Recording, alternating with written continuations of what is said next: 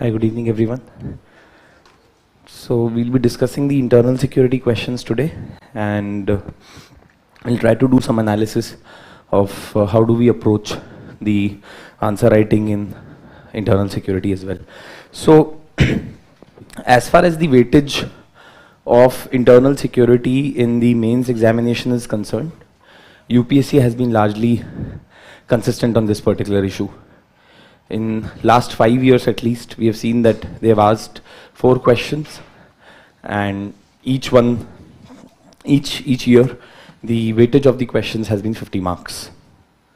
As far as the 4 questions are concerned, 2 are 15 markers and 2 questions are 10 markers.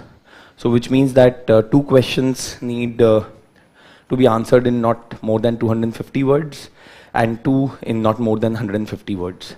So in the 10 markers, of course, there is not a lot of scope to write long introductions or conclusions, etc., because the examiner doesn't give you that scope. And we'll have a look at the question, so we'll understand that we have to restrict our content, therefore, in such questions according to the demand of the question. So let's start now. I hope that you people already are aware of the syllabus of the examination for internal security. Pretty well settled kind of syllabus, and the good thing about internal security is that if you can prepare the previous year questions that have been asked for last 10 years, and if you can just keep a check on the current affairs, I think that is more than sufficient to do well in this particular section. And the good part is that if you can tame this section properly, then you can save a lot of time for other parts of paper 3. That is, especially for the economy portion, you will have more time, because in this portion your answers could be already prepared beforehand, before you even move into the examination hall. Of course, you will have to make slight tweaks according to what the requirement of the question is, but the basic content of most of the topics remain to be the same. So as far as the topics are concerned, the first topic is linkages between development and spread of extremism. Under this particular heading, UPSC has asked numerous questions on left-wing extremism. We saw one question in 2022, we saw one in 2020, and before that also numerous questions have been asked related to LWE, Naxalism. Then insurgency in Northeast is also something which can be covered as a part of this particular topic only, even though I believe that role of state and non-state actors also could be another topic in which the topic of insurgency in Northeast can be covered, or it could be covered as a part of this as well. Then apart from it, in linkages between development and spread of extremism, UPSC hasn't asked a very broad question that how does development lead to extremism, how does extremism lead to development, and or underdevelopment. So I am expecting that UPSC may ask a question in that direction also in future, where you would have to apply all the concepts which you would have come across in internal security preparation of linkages between development and spread of extremism to such a question, which will be a very broad and ended question, in which you will have to talk about left-wing extremism, insurgency, Northeast, you will have to possibly talk about terrorism as well. Then another topic is role of state and non-state actors. In this, I think you should pay a lot of attention to the role of state actors, and you must look at the challenges which are created to India's internal security by the neighboring countries, which could include China, Pakistan, Bangladesh, Nepal, Sri Lanka, Myanmar, Afghanistan. What are the challenges which are created to India's internal security as a result of dealing with these countries? A lot of those challenges you will come across in your international relations preparation itself. But when you're writing the answers in internal security, you need to write it more from the perspective of internal security issues. So we will have a look at one question which has been asked by UPSC related to this topic, and you'll be able to get more clarity of what I'm talking about.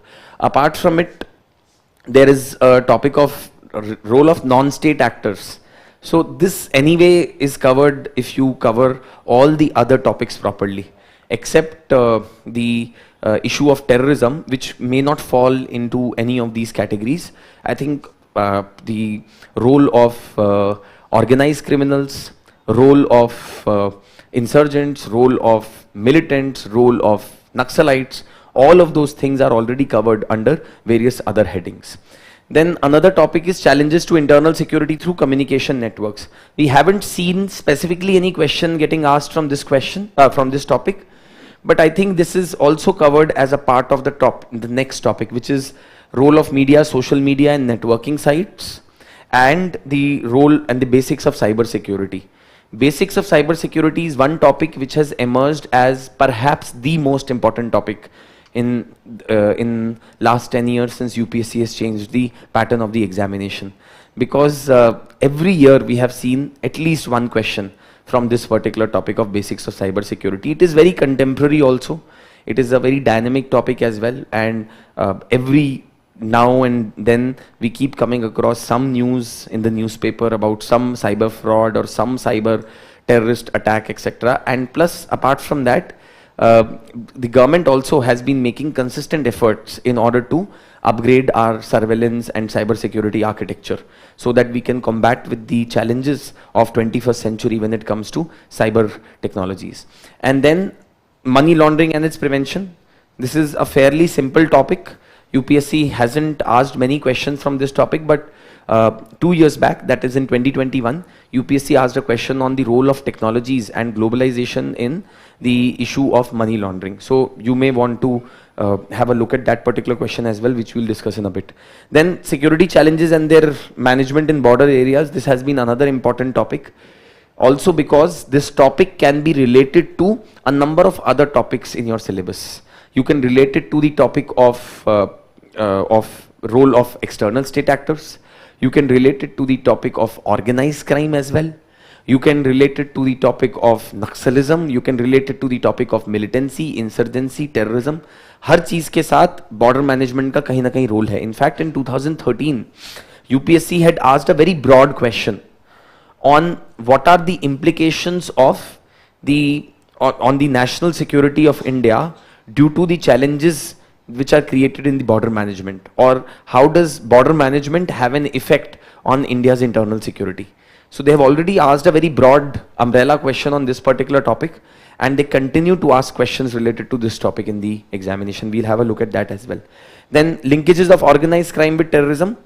Somehow UPSC had ignored this topic for first 7-8 years since it changed the syllabus of the exam, but in last 2-3 years we have seen this topic has become important, and UPSC has asked questions on linkages between organized criminal groups and terror groups, and how do they help each other, and what are the sinister linkages which have been developed between these two. And then the last topic, various security agencies and their mandate. In this topic, you don't need to necessarily prepare in detail about the mandate of various security forces. You don't need to necessarily know exactly what CRPF does or exactly what BSF does or what the state police does, but you should have a broad idea. I think that should be more than sufficient to write answers to the questions. We will have a look at one such question which has been asked by UPSC, where they had interlinked these two topics. Security challenges in their border and their management in border areas, and various security agencies and their mandate. And on this topic, I think that this is a very unexplored topic by UPSC till now, and there is a possibility of questions getting asked from this topic in future.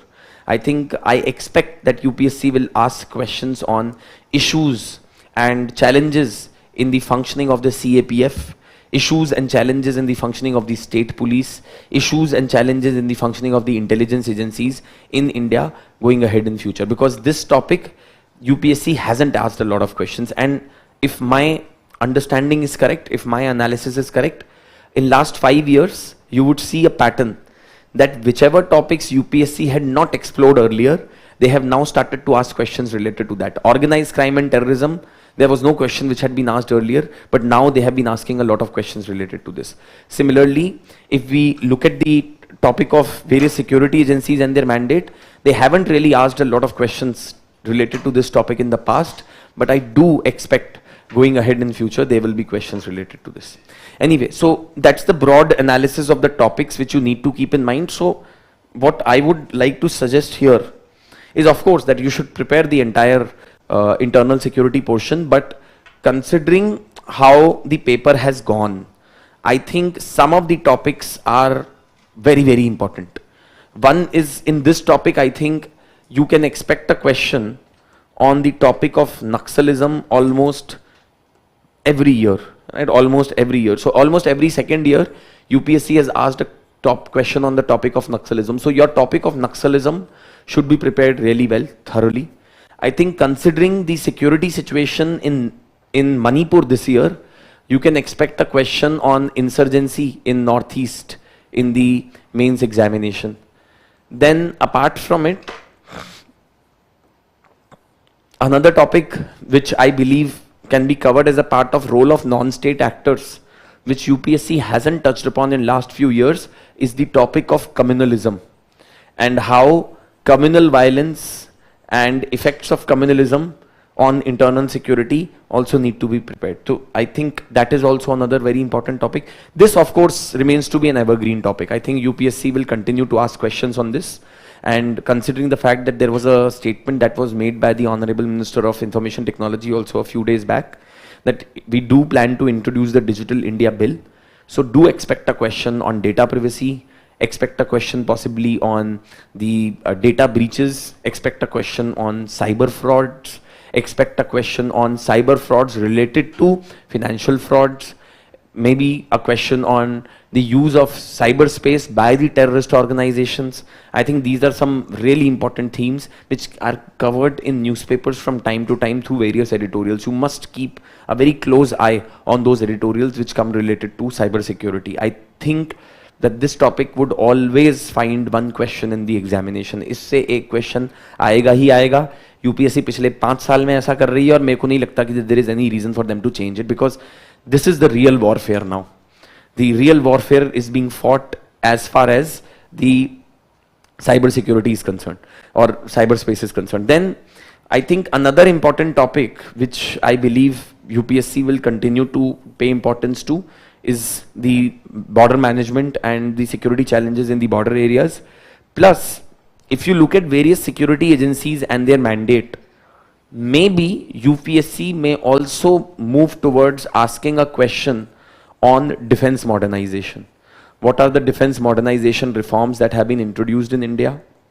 Whether it is as far as the upgradation of our defense equipment is concerned, whether it is indigenization of defense technology, whether we even talk about defense modernization, you must also talk about structural changes that have taken place in the defense forces in India in the recent past, including, say, for example, setting up of the post of the Chief of Defense Staff and what have been the implications of the same. We are also moving towards setting up of theaters.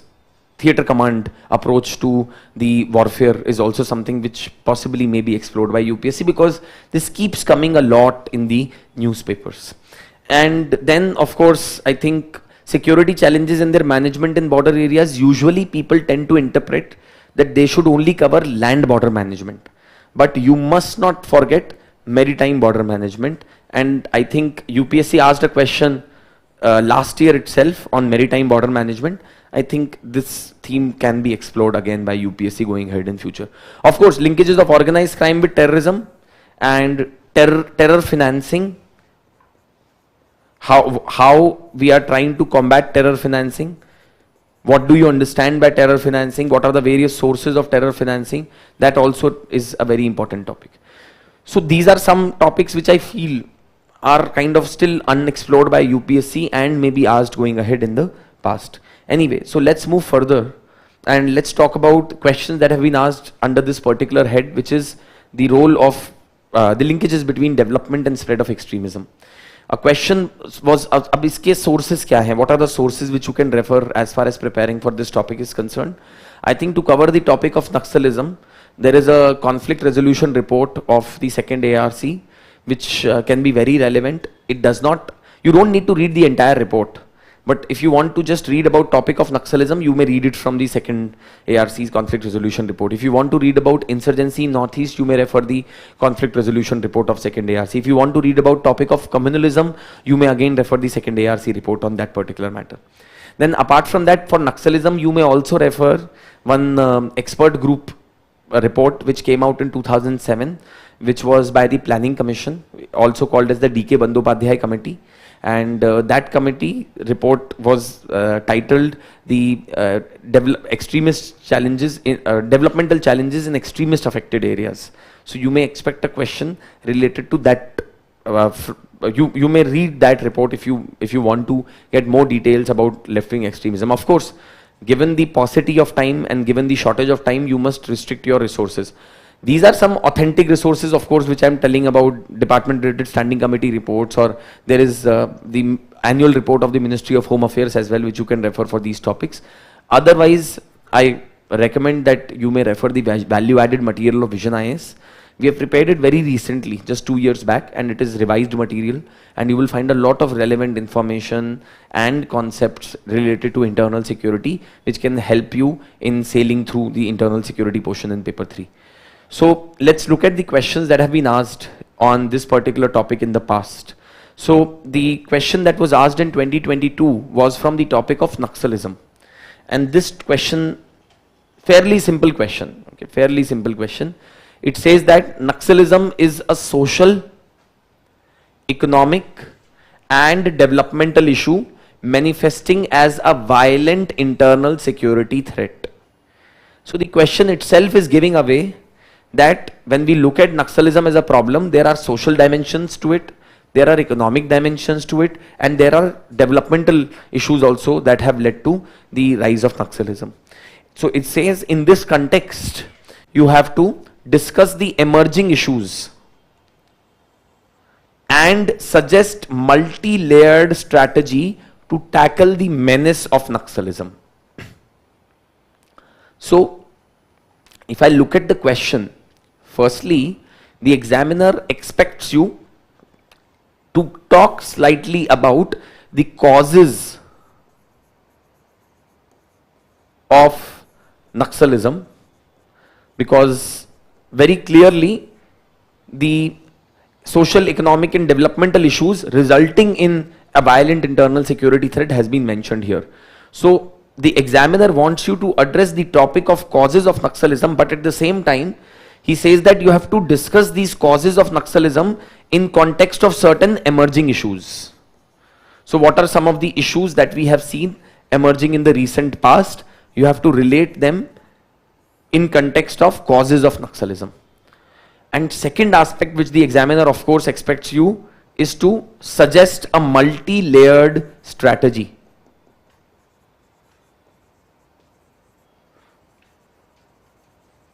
A multi-layered strategy to tackle the menace of Naxalism. Now, I think first part, the giveaway has already been there, is there. That you have to talk in terms of social, economic and developmental dimensions, and you have to relate it to emerging issues. That is, in the present time, how these issues are panning out. अब देखिए ये बड़ी interesting चीज है, because a lot of times candidates end up writing what they think should be the causes or what they think they know. But the examiner is specifically asking you that there are certain emerging issues with respect to Naxalism today in India, and you have to relate it to the causes for Naxalism. Now, that doesn't mean that you go back to 1967 and you talk about the conflict in Naxalbari. In this question, he is expecting you to address the contemporary challenges which are posed by Naxalism and related to the contemporary causes for rise of Naxalism, not talk about historical factors as such. And then it says you have to suggest a multi-layered strategy. Multi-layered, in my opinion, here could mean 2-3 things. One, multi-layered could mean what should be the steps that should be taken at the community level, at the district level, at the state level, at the national level. This is the multi-layered approach.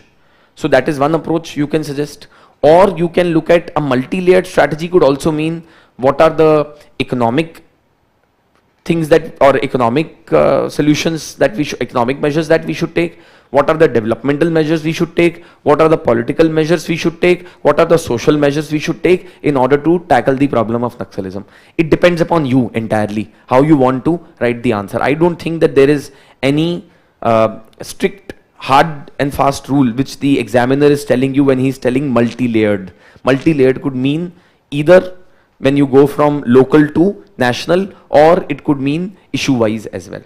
Right? Anyway, so I think that's the broad contour of this particular question. Now, how do we introduce the answer to this particular question? How do we go about writing the answer to this question? There can be multiple ways. See, one could be a simple plain vanilla introduction that you start with defining what is Naxalism.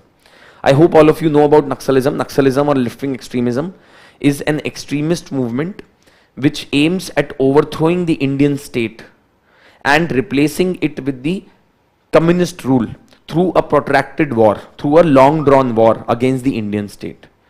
These people are inspired by the communist ideas and by the philosophy of Mao in China. That is basic introduction as far as left-wing extremism is concerned.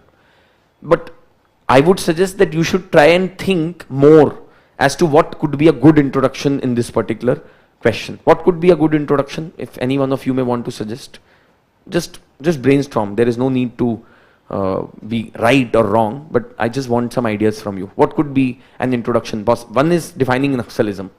What else could be a possible introduction? Yes. Sorry? Recent events or statistics. Okay, maybe the Ministry of Home Affairs publishes reports and security related expenditure scheme tells us about what is the extent of Naxalism in India from time to time. So you may mention about that. Yes.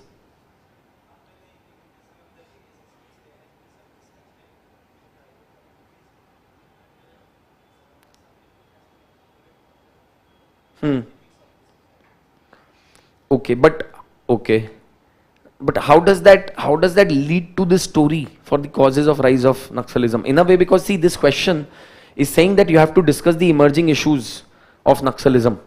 Yes. What else? Hanji.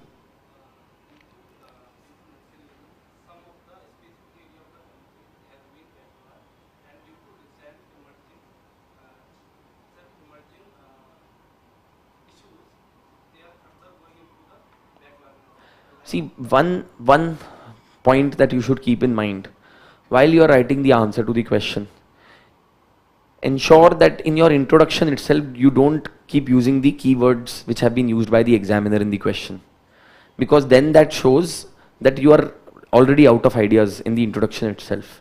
अगर आप emerging issues और menace और this and that जो भी सारी चीजें question में लिखी हैं वही इंट्रोडक्शन में लिख देंगे तो आप क्या नया लिखेंगे? I think one of the better ways to introduce this question could be to talk about some statistics from the recent past. Second is, maybe you can talk about that, you could just give a very brief snapshot of how Naxalism has come into being. That Naxalism, a left-wing extremist movement inspired by the ideas of Mao, which started in one district in 1967, has spread its extent to a large part of India today and has become a massive internal security mess. Or you could start with some quotation. Say for example, when I always teach about Naxalism, I talk about how Dr. Manmohan Singh back in 2005 had declared this to be the gravest internal security threat that is faced by India. So you could begin from that.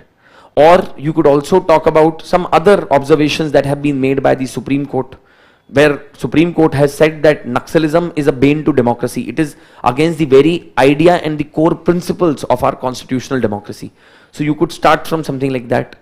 So try to think a bit more innovative when you are writing introductions to such questions, because see, please understand that in internal security, the good thing is that you can be prepared, but the bad thing is that everyone will be prepared. Everyone will be having some or the other basic content to be writing in this particular answer. So I think once you give a broad introduction as far as what exactly are these some statistics or some introduction related to Naxalism, which could be possibly 20-25 words, you should straight away move on to discuss about that the menace of Naxalism can be seen rising due to multiple reasons. And then you don't need to explain every reason in detail. For example, if you have to talk about the social reasons for the rise of Naxalism, you may talk about the caste-based violence which has happened, and you should specifically justify. Don't just write caste-based violence which has led to oppression of specific communities and rebellion from and retaliation from them. But you must possibly mention about Bihar. In Bihar, we have seen the rise of Naxalism, which can be attributed directly to caste-based oppression and caste-based violence. And that resulted in formation of the so-called lower caste militia, which joined hands with Naxalites against the upper caste groups. So this is something which we have seen in Bihar. That's a social dimension. Then economic aspect also you can mention. Displacement of tribals, displacement of people, eviction of tribals from their forested lands, displacement of tribals due to various developmental projects. You may also talk about the exploitation of the tribals at the hands of the money lenders and the outsiders, which has led to dissatisfaction and anger against the Indian state. Then in the developmental aspect, you may talk about that these Naxal affected districts are some of the most backward districts in India, isolated from rest of the country, are not connected properly with the rest of the nation through roads. Therefore, it is very easy for the Naxalites to mislead the people, to indoctrinate the people, to spread their propaganda in these areas. And then you must also relate it with the emerging issues. See, what are the emerging issues that we are seeing in the Naxal movement today? So let's quickly discuss about that also. So I hope that causes वाले part में किसी को issue नहीं आना चाहिए, but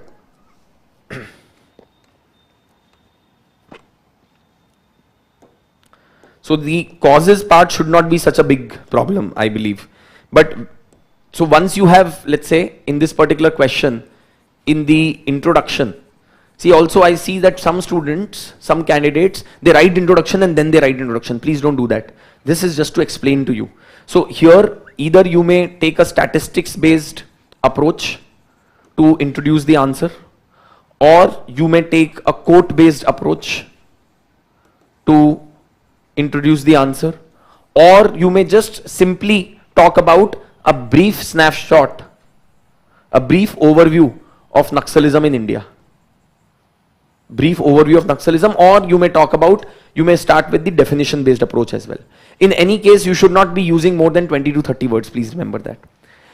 Once that introduction is done, then you come to linking this introduction with the next part of the answer, in which you must talk about that how this problem of Naxalism can be attributed to several reasons.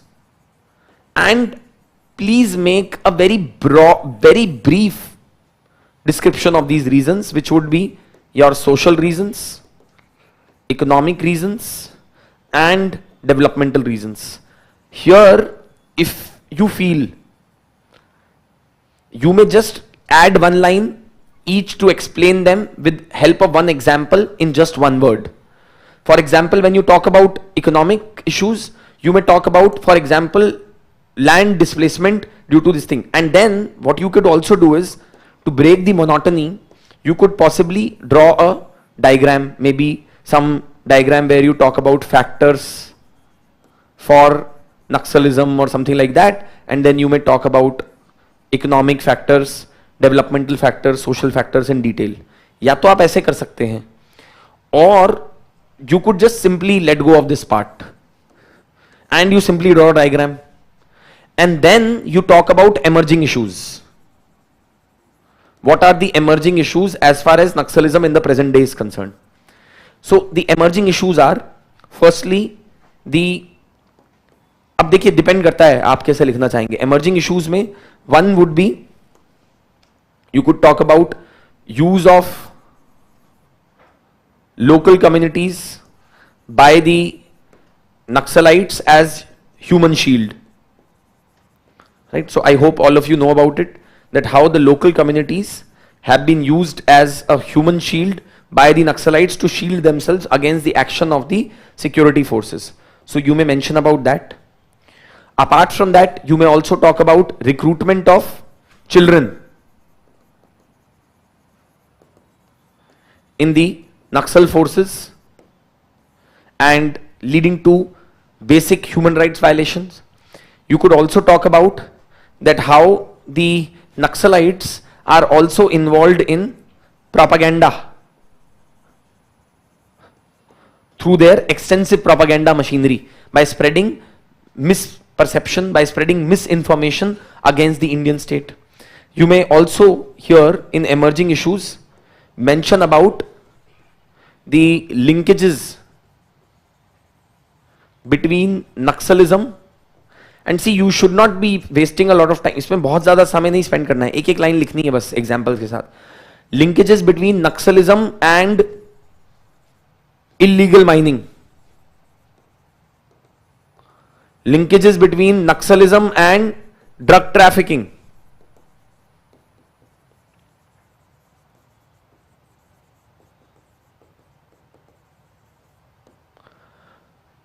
These are some of the emerging issues that we are seeing today. You can also talk about linkages between Naxalites and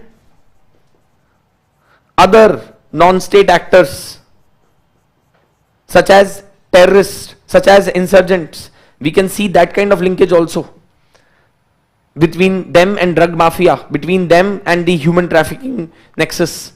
So some of these emerging issues can be mentioned. See, you have to be very careful when you read the question. You simply can't just keep writing whatever you know about the answer or whatever you know about the question. It is talking about highlighting the emerging issues with respect to Naxalism. So you must make a broad mention of some of these aspects, broad mention. Once you have done that, then at this point of time, you may, अब आपको क्या लिखना है? Strategy लिखनी है next part में. Now once the strategy has to be written, see here again you should try and link this with the strategy part. So maybe you can talk about effects of Naxalism, but not again in detail, just in one sentence, that it has had disastrous effect on the society, it has disastrous effect on demographic dividend, it has disastrous effect on the development of physical infrastructure. इस तरीके से आपने comma करके दो तीन चीजें लिख दी. And therefore it is important to develop a comprehensive strategy at multiple levels to deal with this problem. और फिर वहां पे आपकी comprehensive strategy के बारे में बात आ जाएगी. Then you will mention about the comprehensive strategy that is required to combat Naxalism. As I said, comprehensive strategy could start from community level and go up till national level, or you may talk about the various dimensions of comprehensive strategy. If I were in your place, since it's multi-layered, I would go with what are the community-based interventions that can be made. तो community-based interventions में possibly I can talk about improving perception management of the security forces and the government, improving perception. तो perception management का एक point मैं लिख देता community based में. Other thing which I can talk about is that how in states such as Chhattisgarh there are some local peace communities that have been formed which are aimed at promoting dialogue and promoting the methods through which the citizens can express their grievances with respect to how the government is functioning. Then once I have mentioned about community based interventions, possibly I could move at district level. What are the steps that need to be taken at the district level? अब district level के steps के अंदर I could talk about maybe let's say integrated action plan जैसा कोई scheme बता सकता हूँ, where the state police, the district administration and the state forest department, all three need to come together and work together with each other. This is one thing which can be mentioned at the district level. At district level, you may also say, for example, mention about the empowerment of the the tribal advisory councils. You may talk about the empowerment of the laws such as PISA, Gram Sabhas वगैरह को empower करने की बात कर सकते हो आप. Then at the state level, you may talk about upgrading the capacity of the state police forces. At the state level, you may talk about improving the implementation of the land reforms in the state and digitization of land records. At the national level, you may talk about how states and center can come together. You may talk about that how we need to promote the state and state coordination, how we need to promote center and state coordination. So you may write some points here and give examples of certain things that have been done by the government. For example, when I talk about, यहाँ पे जैसे मैंने छत्तीसगढ़ की local piece communities के बारे में बोला, या अगर हम स्टेट लेवल की बात करें, and we talk about upgrading the capacity or capacity building of the security forces. Here you may give example of, let's say, greyhounds of Andhra Pradesh, right? आप इसका example दे सकते हो. Or you may talk about Black Panthers of Chhattisgarh. So it depends. The point I am trying to make is that, see, the question is relatively very simple. Only observation that I have from various answer copies that I come across, and many of you write answers and show it, is that many of you just write the text, but you don't necessarily relate it to current affairs or with some government schemes or examples. You must do that in any paper, and not just in paper 3 internal security. वो हर paper के अंदर आपको ये करना ही करना है कि कुछ गवर्नमेंट स्कीम्स के एग्जांपल्स, कुछ गवर्नमेंट इनिशिएटिव्स वगैरह के एग्जांपल्स आप देंगे ऐसे क्वेश्चन के अंदर. Right, so that is what the approach to this particular question had to be. Right, I mean again you could have approached it in a different manner as well. Possibly जो strategy की बात करी हमने, वहां पे आप एक diagram बना सकते थे कि स्टेट लेवल के ऊपर आपको ये, may be at that, in that you could have made possibly a table like this, and you could have mentioned that, okay, at the state level, at the national level, at the regional level, these are the steps that need to be taken. छोटे छोटे 2-3 steps हर चीज में लिख देते, ये भी कर सकते थे. Depends. It is all up to you for your creativity. Some students may also want to draw a map here and just show the red corridor region and just mark it on the map. That also can be done. Though I feel that in this particular question, map does not really make much of a sense. आप क्या ही explain कर देंगे, red corridor थोड़ा सा explain कर देंगे, that's all. Right, but I think this is what the approach to this particular question had to be. Is this clear to everyone? Can we proceed further? Now let's move on to the next topic, next question in fact. And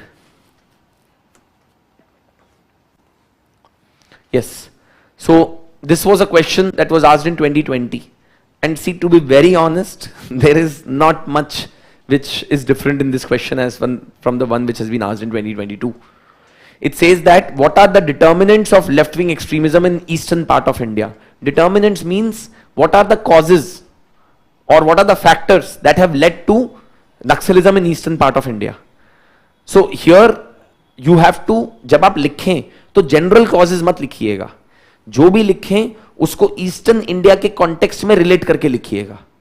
So for example, when you talk about the displacement of people due to developmental projects, when you talk about the eviction of people from their lands, grabbing of land by the outsiders and the money lenders, you may give example of Naxalbari.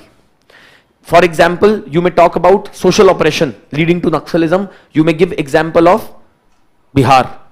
When you are talking about the exploitation of the mineral resources in certain areas and benefits not getting passed on to the local community, you may give example of Jharkhand. So you get the point what I am trying to say. Similarly, in Odisha, you may talk about the displacement due to developmental projects.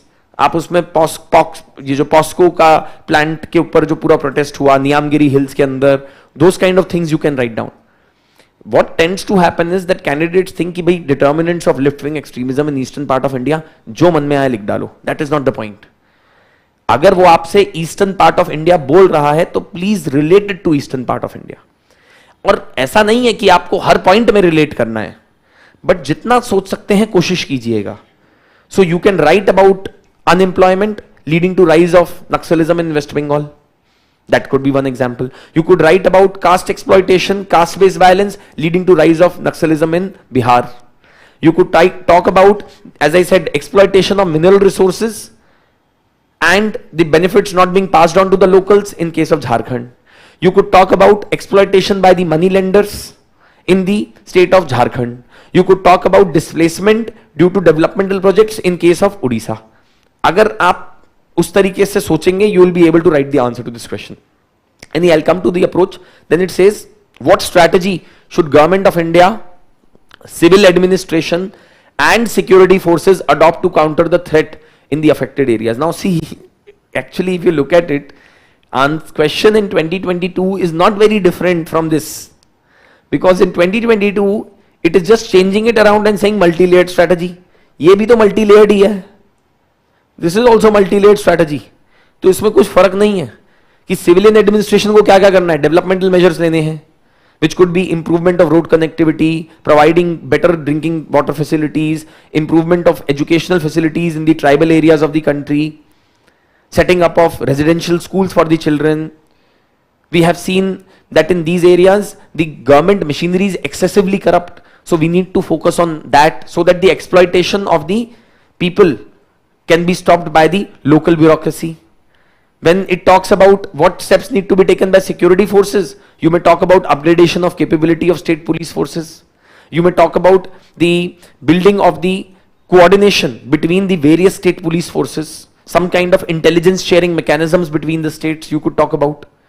You could also talk about that we need to focus on providing better equipment to the state security forces, which could be in form of landmine detectors, which could be in form of night vision cameras, which could be in form of drone, etc. Newer technology, वहां पे आप नया technology को भी लिख कर ला सकते हैं. You may talk about that the security forces need to manage their perception really well, because one big problem in these areas is that security forces are perceived very negatively by the locals. So how do we change that? By perception management programs. Civic action program का आप example दे सकते हैं. You may talk about media action plan. So there are so many schemes and programs which you will come across अगर आप कोई भी basic material पढ़ेंगे with respect to internal security. And what should government of India do? See, government of India must realize that this is a problem of the states, and therefore government of India should only play the role of a facilitator. It should try to promote coordination between states. It should try to make a uniform surrender cum rehabilitation policy that can be adopted by the states. You can mention measures like that, right? Anyway, so now when we look at this particular question, a few things that we need to keep in mind. So what are the determinants of left-wing extremism in eastern part of India? See, again, introduction here can be in the same way as we discussed in the last question. अब आप देखिए कितना अच्छा है अगर आप 2020 का question attempt करके गए होते पहले से और उसका आंसर लिख कर गए होते. 2022 के अंदर आप तुरंत you could have just started writing the answer to this question because आपका रेडी रहता material. That is why I tell students that please attempt previous year questions, और केवल उनको देखिए मत, write answers to them. At least पिछले 5 साल के सारे प्रीवियस ईयर क्वेश्चंस के आंसर लिखिएगा, and before that 5 years you should at least attempt those questions. Broad structure बना के अपना अटेम्प्ट कीजिएगा. So in this question, once you have given the introduction, then you have to talk about determinants of left-wing extremism in eastern India लिखना है ना.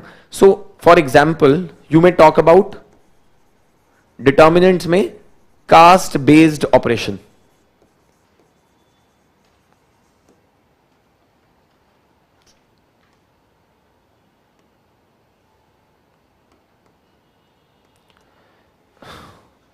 Anyway, so ये कैसे होता है फिर मैं भूल गया. Anyway, caste based operation की स्पेलिंग गलत हो गई. Caste based operation could be one. So you give example of Bihar. Then mineral exploitation where the benefits have not been passed on to the local communities. You can give example of Jharkhand. You may talk about displacement induced due to developmental projects.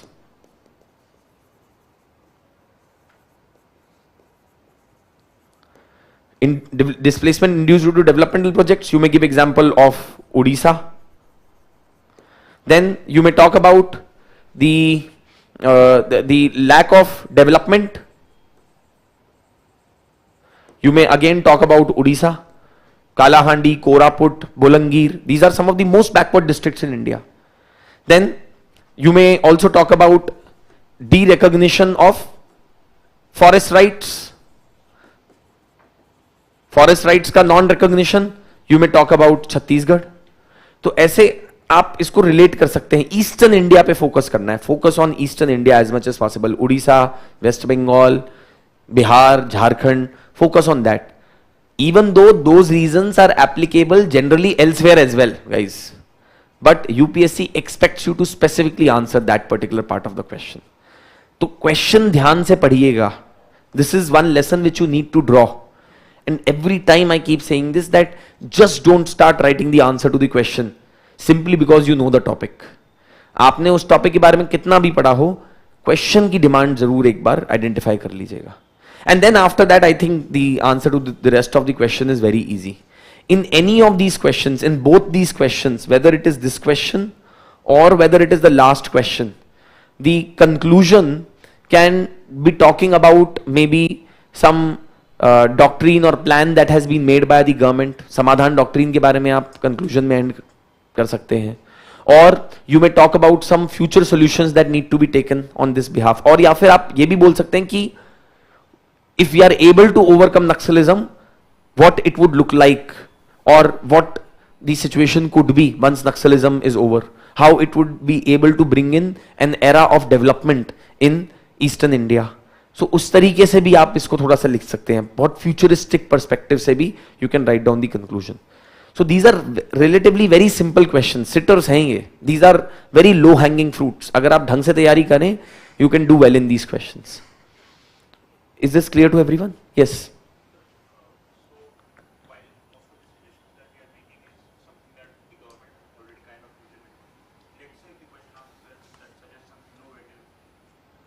So suggest some, see, again innovate. So if even if they ask innovative method, you can't be writing something completely out of the blue, right? आप कुछ वैसा ही लिखोगे जो कि feasible लगे examiner को. आप कुछ भी थोड़ी ना लिख दोगे. So when you write example, आप इनोवेटिव में भी लिखें तो आप कहीं और के जो इनोवेटिव स्टेप्स हैं उनको रेप्लिकेट करने की भी तो बात कर सकते हैं. वो भी तो इनोवेशन ही है sir. If something has been done by Chhattisgarh and if you adopt that, isn't that also innovation? It's not copying. If Chhattisgarh has implemented the Black Panthers or Greyhounds in Andhra Pradesh, if other states also implement that, that is also innovative in a way. Don't just look at innovation or innovative measures or some new strategy as something completely out of the box कि हम जाके Biden से मिलके आएंगे और वो innovative step लिख दिया हमने. Are you getting what I'm trying to say? आप जो भी चीज लिखेंगे, एग्जामिनर चाहता है कि जस्टिफिकेशन हो कुछ उसका, एकदम हवा में बात ना हो. आपने लिख दिया कि हम टैंक दे दें सिक्योरिटी फोर्सेस को, अब ये भी इनोवेटिव है. But then at the same time, is there any example of something like this being successful in the past? You should relate it to that as well. That is why in strategy or any things, I'm saying that this should be done like this. This should be done like this.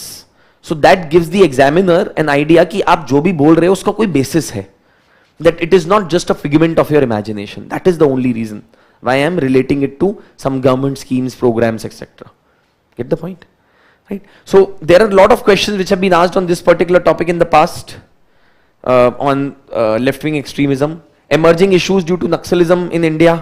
ये कुछ चीजें हैं. Use of advanced explosives, mobile guerrilla warfare, technological advancement, recruitment of children, etc. and all of those things. Some of the steps that have been taken on the law and order front, developmental front. I'm sure that you people already know about all of these things, whether it is the civic action program or aspirational districts program, Saranda development plan, etc. Now, there was another question which was asked by UPSC in the past. See, left-wing extremism is showing a downward trend but still affects many parts of the country. I think this was asked in 17. Briefly explain the government of India's approach to counter the challenges posed by LWE. See, it's so simple, the questions which it is asking, and it is merely just changing around the language of the question, but the content largely still remains to be the same.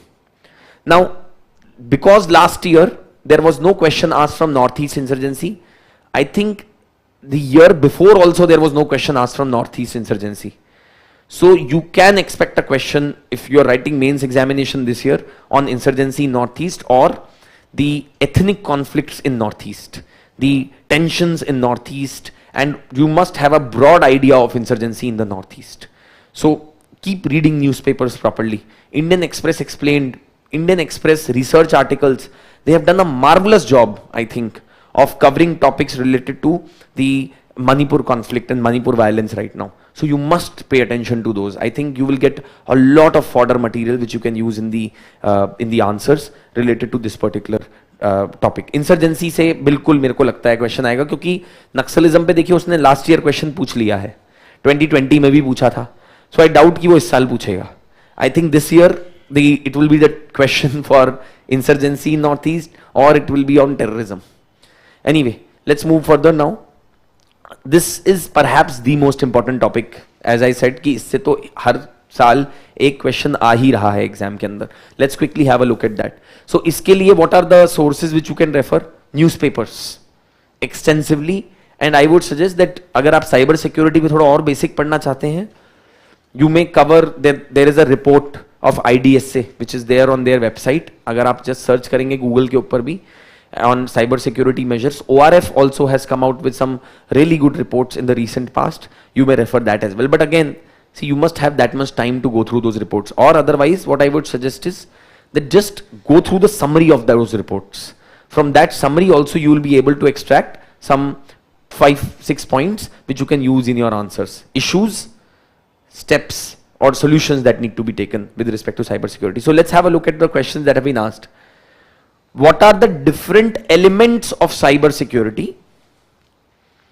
And then it says, keeping in view the challenges in cybersecurity, examine the extent to which India has successfully developed a comprehensive national cybersecurity strategy. Now see, this is as easy as it may seem as a question.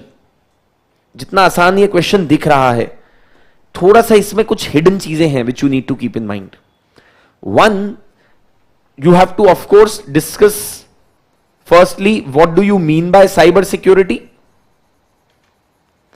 That should be the introductory part, or in the introductory part you may talk about certain recent cyber security incidents and relate it then to elements of cyber security. Now what are elements of cyber security? Elements would be what are the laws to deal with cyber security issues in India, और एक वो element होता है. So हमारे पास जैसे IT Act के provisions हैं, IT Amendment Act of 2008. Then the other aspect is institutional. So the institutions that you have in place to deal with the cyber security threats, whether it is CERT, whether it is NCIIPC, whether it is the NC4, whether it is the National Defense Cyberspace Agency or Cyber Swachhta Kendra, the National Cyber Security Coordinator. So those kind of institutions need to be mentioned. Then another aspect of cyber security or another element of cyber security is securing your hardware, right? So physical security of hardware as well as the securing of information stored on that hardware. तो इसमें आप privacy और वो सब aspects की बात कर सकते हो when you talk about element of cyber security. Element of cyber security also focuses on awareness. देखिए वो element पूछ रहा है, मतलब किन किन चीजों से cyber security बनती है, किन किन चीजों से साइबर सिक्योरिटी इंश्योर होती है. एलिमेंट्स क्या होती है किसी चीज के? जैसे वी से ना that human body is made of 5 elements.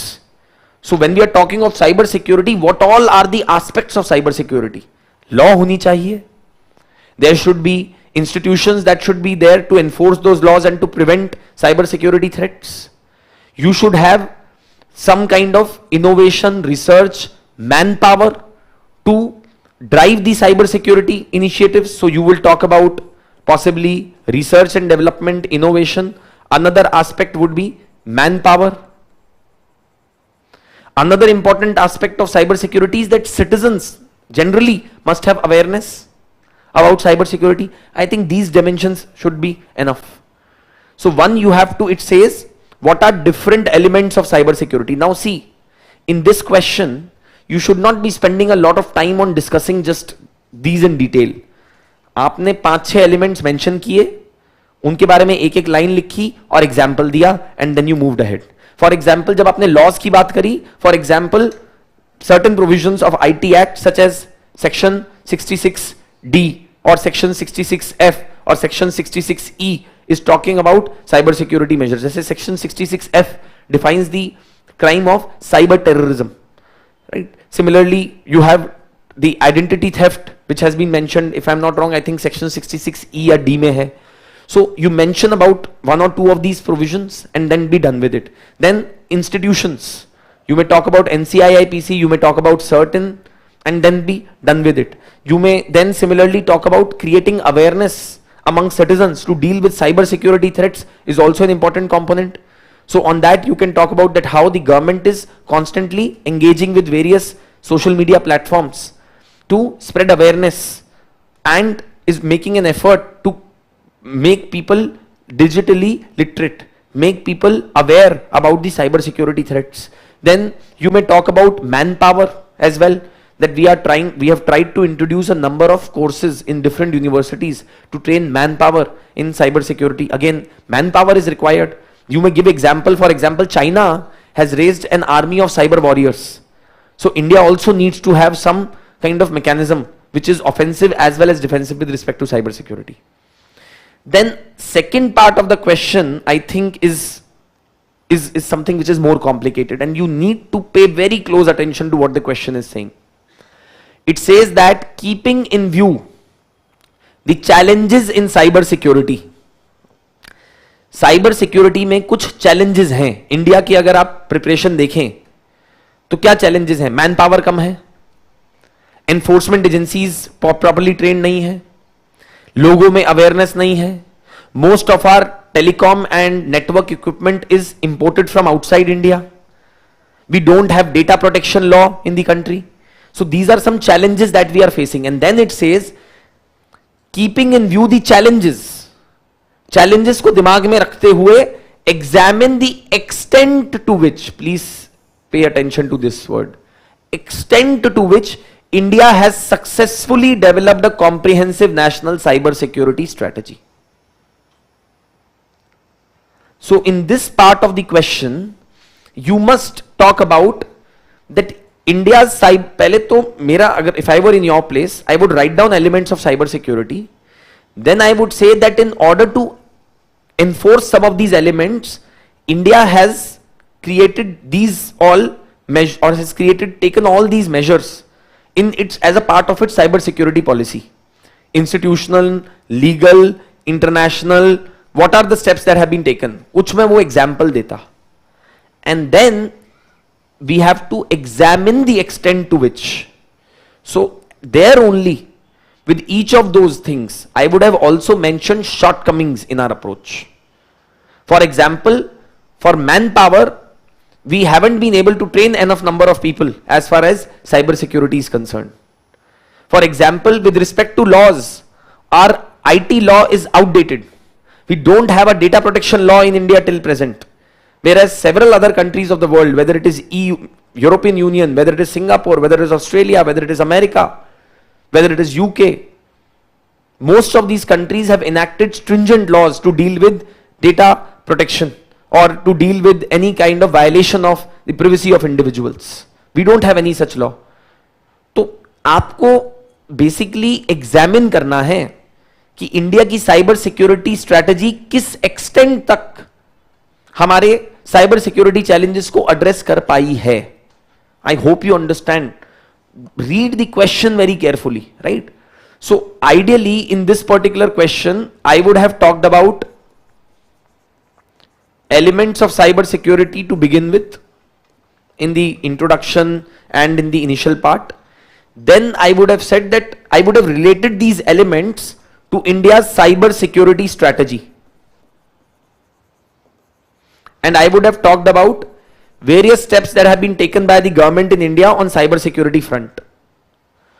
Once I had mentioned that, या तो उसी के साथ साथ I would have mentioned the shortcomings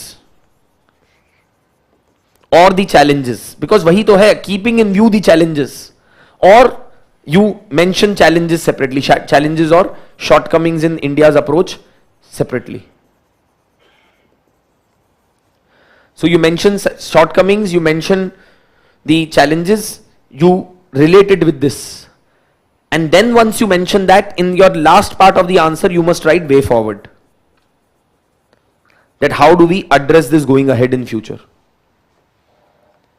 And in between, in all of this, जब आप challenges और shortcomings mention करेंगे, you must give certain current examples as well. You may talk about, say for example, the hacking of the data or the what happened at AIIMS. You may talk about the outage of the Mumbai power grid in 2020. You may talk about the hacking of the accounts of various officers of the ITBP, MHA back in 2012. You may talk about how in the we have seen several instances of cyber frauds and break-in into the databases of various e-commerce platforms such as Zomato, Flipkart, etc. You may mention that also. You may talk about ransomware against some of the airlines. SpiceJet की airlines के ऊपर ransomware attack हुआ था. You may mention about that. तो कहीं पे आप बीच में वो examples drop कर सकते हैं in this particular answer. Is this clear to everyone? So fact what I am trying to say is कि बहुत सारे candidates इसको question को देखते हैं और वो बोलते हैं अच्छा elements लिख देते हैं, उसके बाद challenges लिख देते हैं, उसके बाद फिर हम इंडिया की साइबर सिक्योरिटी स्ट्रैटेजी के बारे में लिख देते हैं. But question is not that. It is asking you to examine how successfully India's cyber security strategy has been comprehensive in dealing with the challenges. So that you have to talk about in your answer. So there are certain good points, there are certain shortcomings, both need to come out in your answers in this question. Is that clear to everyone? Any questions? Can we proceed further? Now, इसी topic से related और क्या questions आए हैं? 2021 keeping in view India's internal security, analyze the impact of cross-border cyber attacks, also discuss defensive measures against these sophisticated attacks. Relatively very simple question. It is simply saying that keeping in view India's internal security, analyze the impact of cross-border cyber attacks. So basically it is talking about cyber warfare. That's what this question is all about. So first you must define what is cyber warfare. Cyber warfare essentially refers to the use of cyberspace by a nation against the other for causing damage to its economic and strategic interests. You may give some examples. Stuxnet of Israel and US, which infected the Iranian nuclear program. You may give example of hacking of the Ukrainian power systems by the Russian hackers before Russia attacked Ukraine to create chaos and frenzy in Ukraine. That is another example of cyber warfare. You may talk about the consistent attacks that are made by Chinese hackers on the important websites of the Indian government. So कुछ examples दे दिए. Then it says analyze the impact बोल रहा है वो. You have to analyze the impact of these cross-border cyber attacks. Impact सोचिएगा क्या क्या हो सकता है. Critical infrastructure पे impact हो सकता है, which may disrupt India's economy significantly. और क्या impact हो सकता है? You may talk about that certain important intelligence from the security agencies may be leaked out that may impact India's national security. Yes, you may talk about that how cross-border cyber attacks may be used to spread misinformation leading to riots and conflicts in India. आप example दे सकते हो. Muzaffarnagar riots of 2013, the exodus of north east Indians from Bangalore, Delhi and some of the major cities in 2012. You may give that particular because there was a miss, एक doctored clip spread कर दी गई and as a result of that people started to feel की people from north east India are under attack and therefore many of them ran away back home. Mass exodus happened of people on the basis of these clips spread on the internet 2012. So you may mention that. So misinformation leading to conflicts, communal riots. Every word, if you pay attention to in the question, is giving you hint to what the answer has to be. वो कह रहे analyze impact of cyber cross-border cyber attacks, right? So you talk about this. You may also talk about possibly hacking of important government websites which tarnishes India's image as a world leader, which tarnishes India's image as a preferred destination for investment. You can mention that also. You can talk about that attacks that have taken place on, let's say, power grid or the health institutions such as AIMS, etc. That also has the possibility of creating a chaos and terror in the society. Right? So, इस तरीके से आपने कुछ impacts बता दिए of cross border activities और cross border attacks. Question ये identify करना जरूरी है कि वो cross border cyber attacks बोल रहा है, मतलब ये cyber crimes पे नहीं है. It means that it is specifically talking about cyber warfare. So once you have mentioned that, and then it says defensive measures against these sophisticated attacks. अब फिर तो बहुत simple है. Then again you must talk about that we have created certain, we need to create even more certs for specific sectors. We need to strengthen the functioning of NCIIPC, National Critical Information Infrastructure Protection Center. We must build an offensive capability as well. If the other countries are doing this to us, we should also have an offensive capability to not to attack them first, but to deter them, that if you can do this, we can also do this to you. Right? You can mention about that also. Defensive strategy की बात हो रही है. Defensive strategy. We must have a response mechanism. We must have a response mechanism.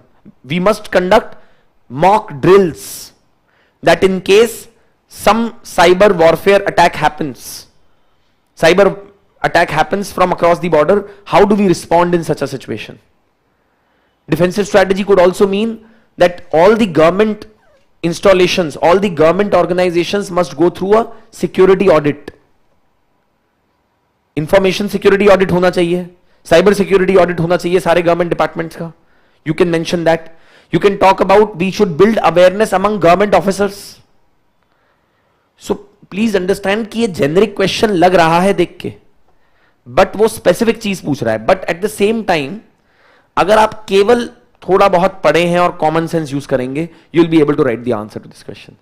What I see as a problem with most of the candidates is कि वो पहले से एक particular mindset में चले जाते हैं, cyber security पे question आएगा तो मैं ये लिख डालूंगा. लिखो जो मर्जी, but reorient it according to the requirement of the question, क्योंकि यहां पे वो specifically defensive measures की बात कर रहा है. So it would mean antiviruses, it would mean firewalls, it would mean building the capability in emergency, it would mean creating awareness among the government officers, it would mean that we must have the various ways to recover our data also. We must have backup of data of the government as well. Right? We must have some institutions that should be able to coordinate in case such a cyber attack happens between the various agencies at the state and the central level. Those are some of the things that need to be mentioned here. Is that clear to everyone? Can we proceed further? Now, another question that was asked in 2020. Discuss, अब ये देखिए, एक साल वो पूछ रहा है cyber warfare, एक साल वो पूछ रहा है cyber crimes. It is saying discuss different types of cyber crimes. Different types of cyber crimes and measures required to taken to fight this menace. 150 word का क्वेश्चन है, ज्यादा इसके अंदर खींचातानी नहीं करनी है. So you could just simply begin by writing some statistics, some report, something that you may have come across, that as per the latest NCRB report, there has been a 200% increase in last 3 years in cyber crimes. You can write that, or you can write that recently the attack on the Zomato database or the attack on various airlines in form of ransomware has created a threat to the data and the safety of the citizens in the country. Some of these cyber crimes are as follows. या फिर आप cyber crime define कर दीजिए. Cyber crimes are those crimes which are performed with the help of the internet, or which are performed where the target is the computer, where the target is information, computer and network which is connected to a computer. Now what are some of the examples? अब वो कह रहा है discuss different types of cyber crimes. Now see, there are so many types of cyber crimes. So here, when it says types of cyber crimes, if I were in your place, I would categorize them. I would talk about possibly cyber crimes leading to financial frauds. I would talk about cyber crimes leading to leaking of personal information. I would talk about cyber crimes which are in the category of, let's say, something like extortion. No, ransomware would fall into that category. I would talk about cyber crimes that are against children and women, child pornography, etc. Abuse of women, trolling of women, bullying of women, you could write that. तो सोचिएगा, क्योंकि वो types of cyber crime कह रहा है. अब देखिए types में उसने ना बहुत ब्रॉड एंड छोड़ा है. कुछ लोग क्या करेंगे कि डिफरेंट साइबर क्राइम्स लिख दिया. उसने ये नहीं बोला है what are different cyber crimes, उसने बोला different types of cyber crime. So then think, can I categorize different cyber crimes? Can I say crimes against women and children? Can I say crimes which are conducted with the motive of financial frauds? Can I talk about crimes which are with the motive of leaking someone's personal information online? Can I talk about those crimes where extortion or some kind of other crime is being performed with the help of the cyberspace? So you mention those और कुछ examples दे दीजिएगा. It's therefore important to pay attention to every goddamn word in the question. The hint is lying there only. And then it says, what are the measures required to be taken to fight this menace? So again, we must create awareness, we must enact strong laws, we must enact data protection law, we must strengthen the state police agencies, we must create awareness among people to install antiviruses and firewalls on their laptops and systems. Right? So all those kind of things can be mentioned as measures that need to be taken. Again, think broad, and broad से specific जाइएगा example देते हुए. Often what tends to happen is that students only think in a very specific manner.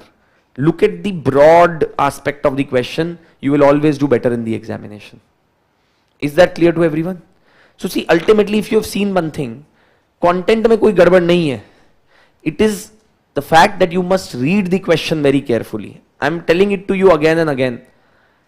UPSC examiner, more than anything else, wants you to read the question very carefully. Prelims हो या mains हो, उसका objective यही है कि जो इसको जल्दीबाजी में पढ़े और जो घिचपिच करके इसको अपनी एकदम सिंपल सी अंडरस्टैंडिंग निकाल के ले आए, उसी तरीके के कैंडिडेट को हमें एलिमिनेट करना है. They are wanting those people, those who can understand the demand of the question. उसके बाद देखिए सिंपल है. अब लोग क्या करते हैं, जो पता होता है वही लिख के आ जाते हैं. आपको जो पता है वही लिखना है, वही तो लिखोगे और क्या लिखोगे. But you have to organize it according to the demand of the question. Is that clear to everyone? Can we proceed further? Right. So these are some of the questions that have been asked on cyber security in last 3 years. Right.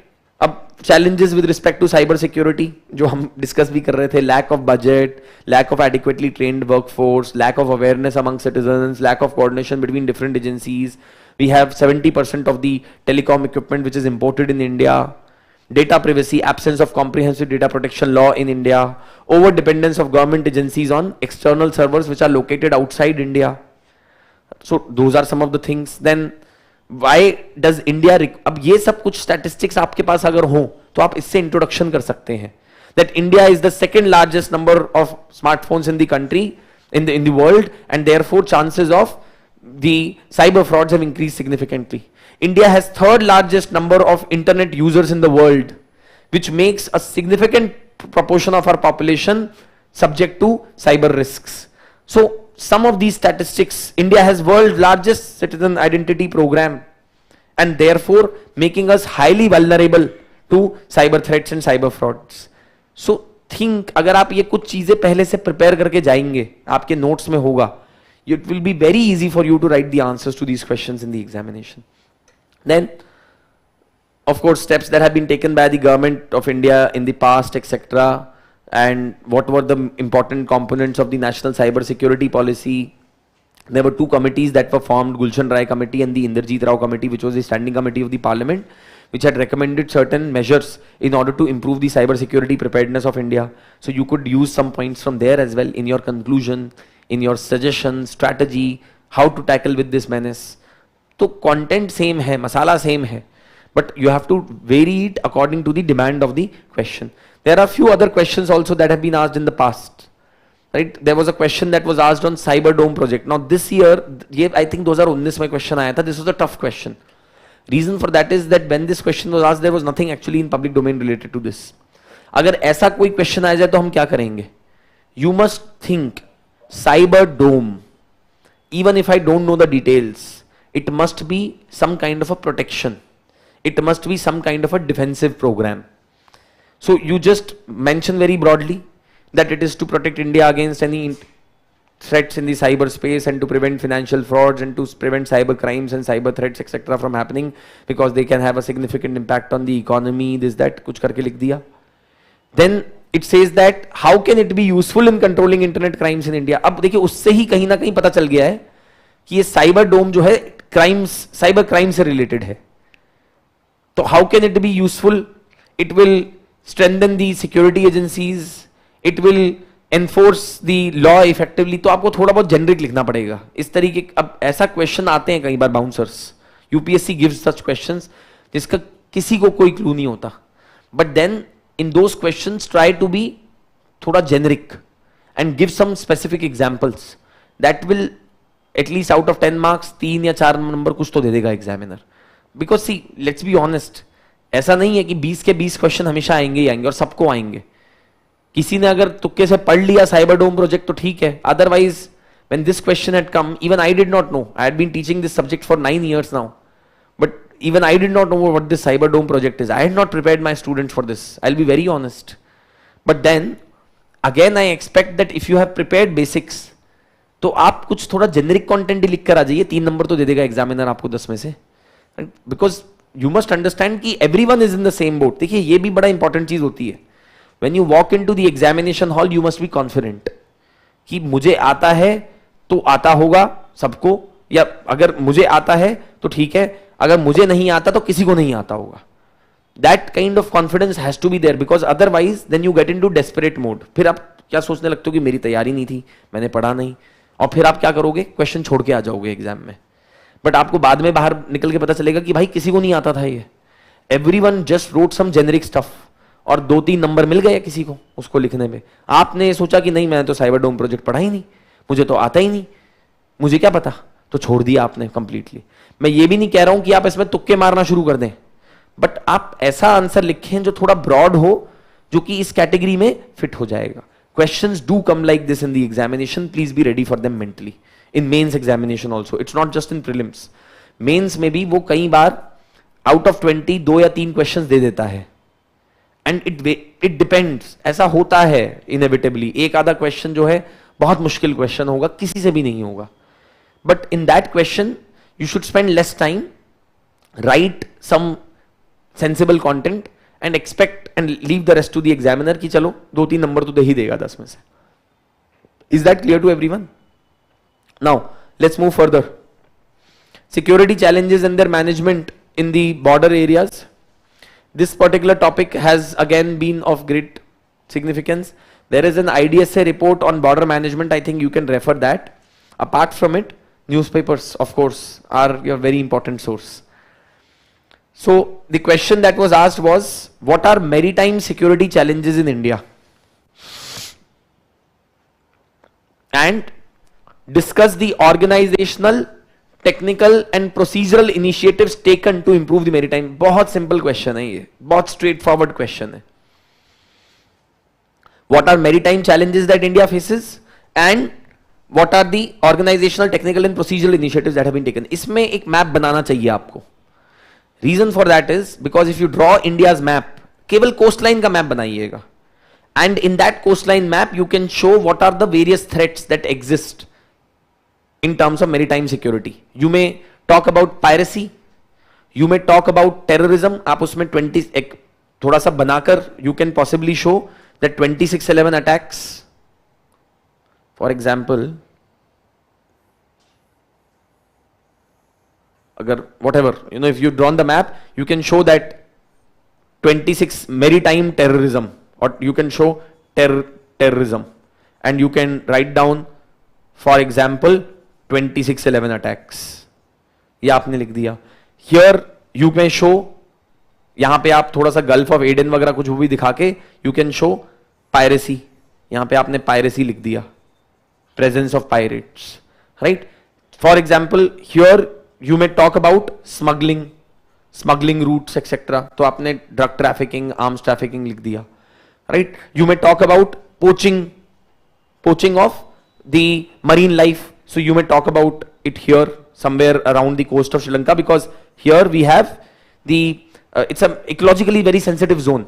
So use your knowledge of environment and write that here some kind of illegal fishing, illegal poaching of the marine wildlife is taking place. So you may mention that, right? Here इसके अंदर आप एक और चीज बना सकते हो. You may draw this thing and you may show strings of pearl. So you may show that China is trying to establish its presence in Hambantota, is trying to establish its presence in Gwadar port, is trying to establish its presence in Maldives, and you may show string of pearls. That is another maritime security challenge that we have to India. So you can draw a map and you can show so much through a map only in this question. इसमें compulsorily map बनाना, जहां opportunity दिखे internal security के question में, map या diagram जरूर डाल दीजिएगा, wherever it is possible. It will definitely fetch you 1 mark, half a mark extra in the examination. Now see, it says what are the maritime security challenges in India. अब इसकी introduction कैसे हो सकती है? What could be a possible introduction to this question? कैसे लिख सकते हैं?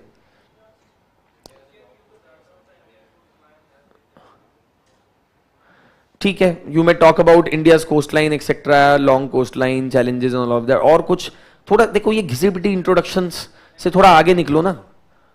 Think more इनोवेटिव ना, थिंक थोड़ा सा.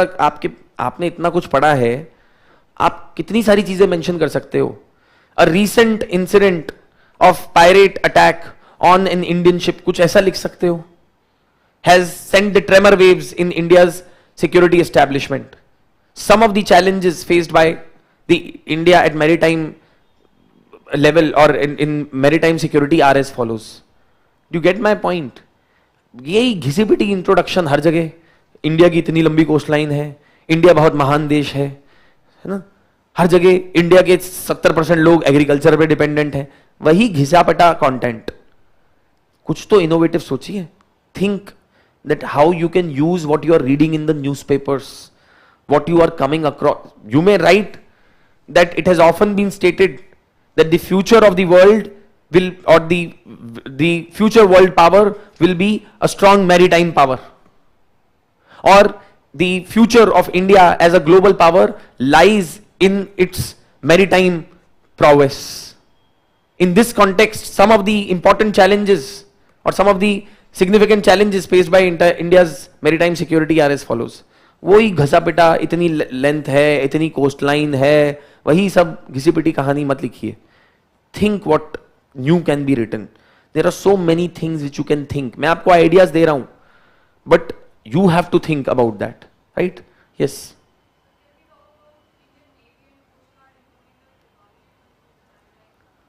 Maybe you can, possibly you could talk about, yes, Navy, Coast Guard, etc. But again, सोचिए, undercooked है. What you are saying is undercooked.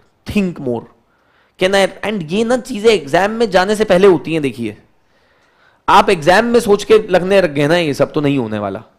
You have to think कि अगर मैरीटाइम सिक्योरिटी पे question आ गया ना, तो मैं ये कुछ लाइन डाल के आ जाऊंगा वहां पे इंट्रोडक्शन में. अगर बॉर्डर सिक्योरिटी पे आ गया तो मैं कुछ ऐसा लिखकर आ जाऊंगा. See, candidates are very well prepared these days, I am telling you. अब वो वाले दिन नहीं रह गए कि आंसर लिखने में स्ट्रगल हो रहा है. आंसर जो भी लार्जली मेंस लिख रहे हैं कैंडिडेट, सभी अच्छे लिख रहे हैं. How do you differ your answer from the other?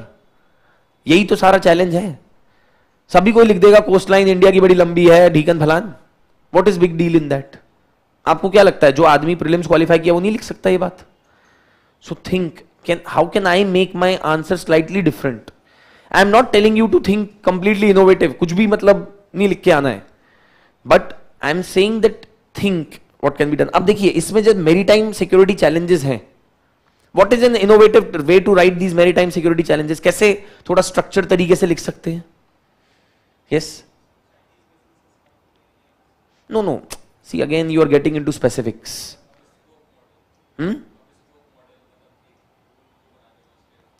फिर वही तुम स्पेसिफिक्स में जा रहे हो ना. Hub and spoke model, Chinese ship आ गई. मैं कह रहा हूं ब्रॉड सोचो.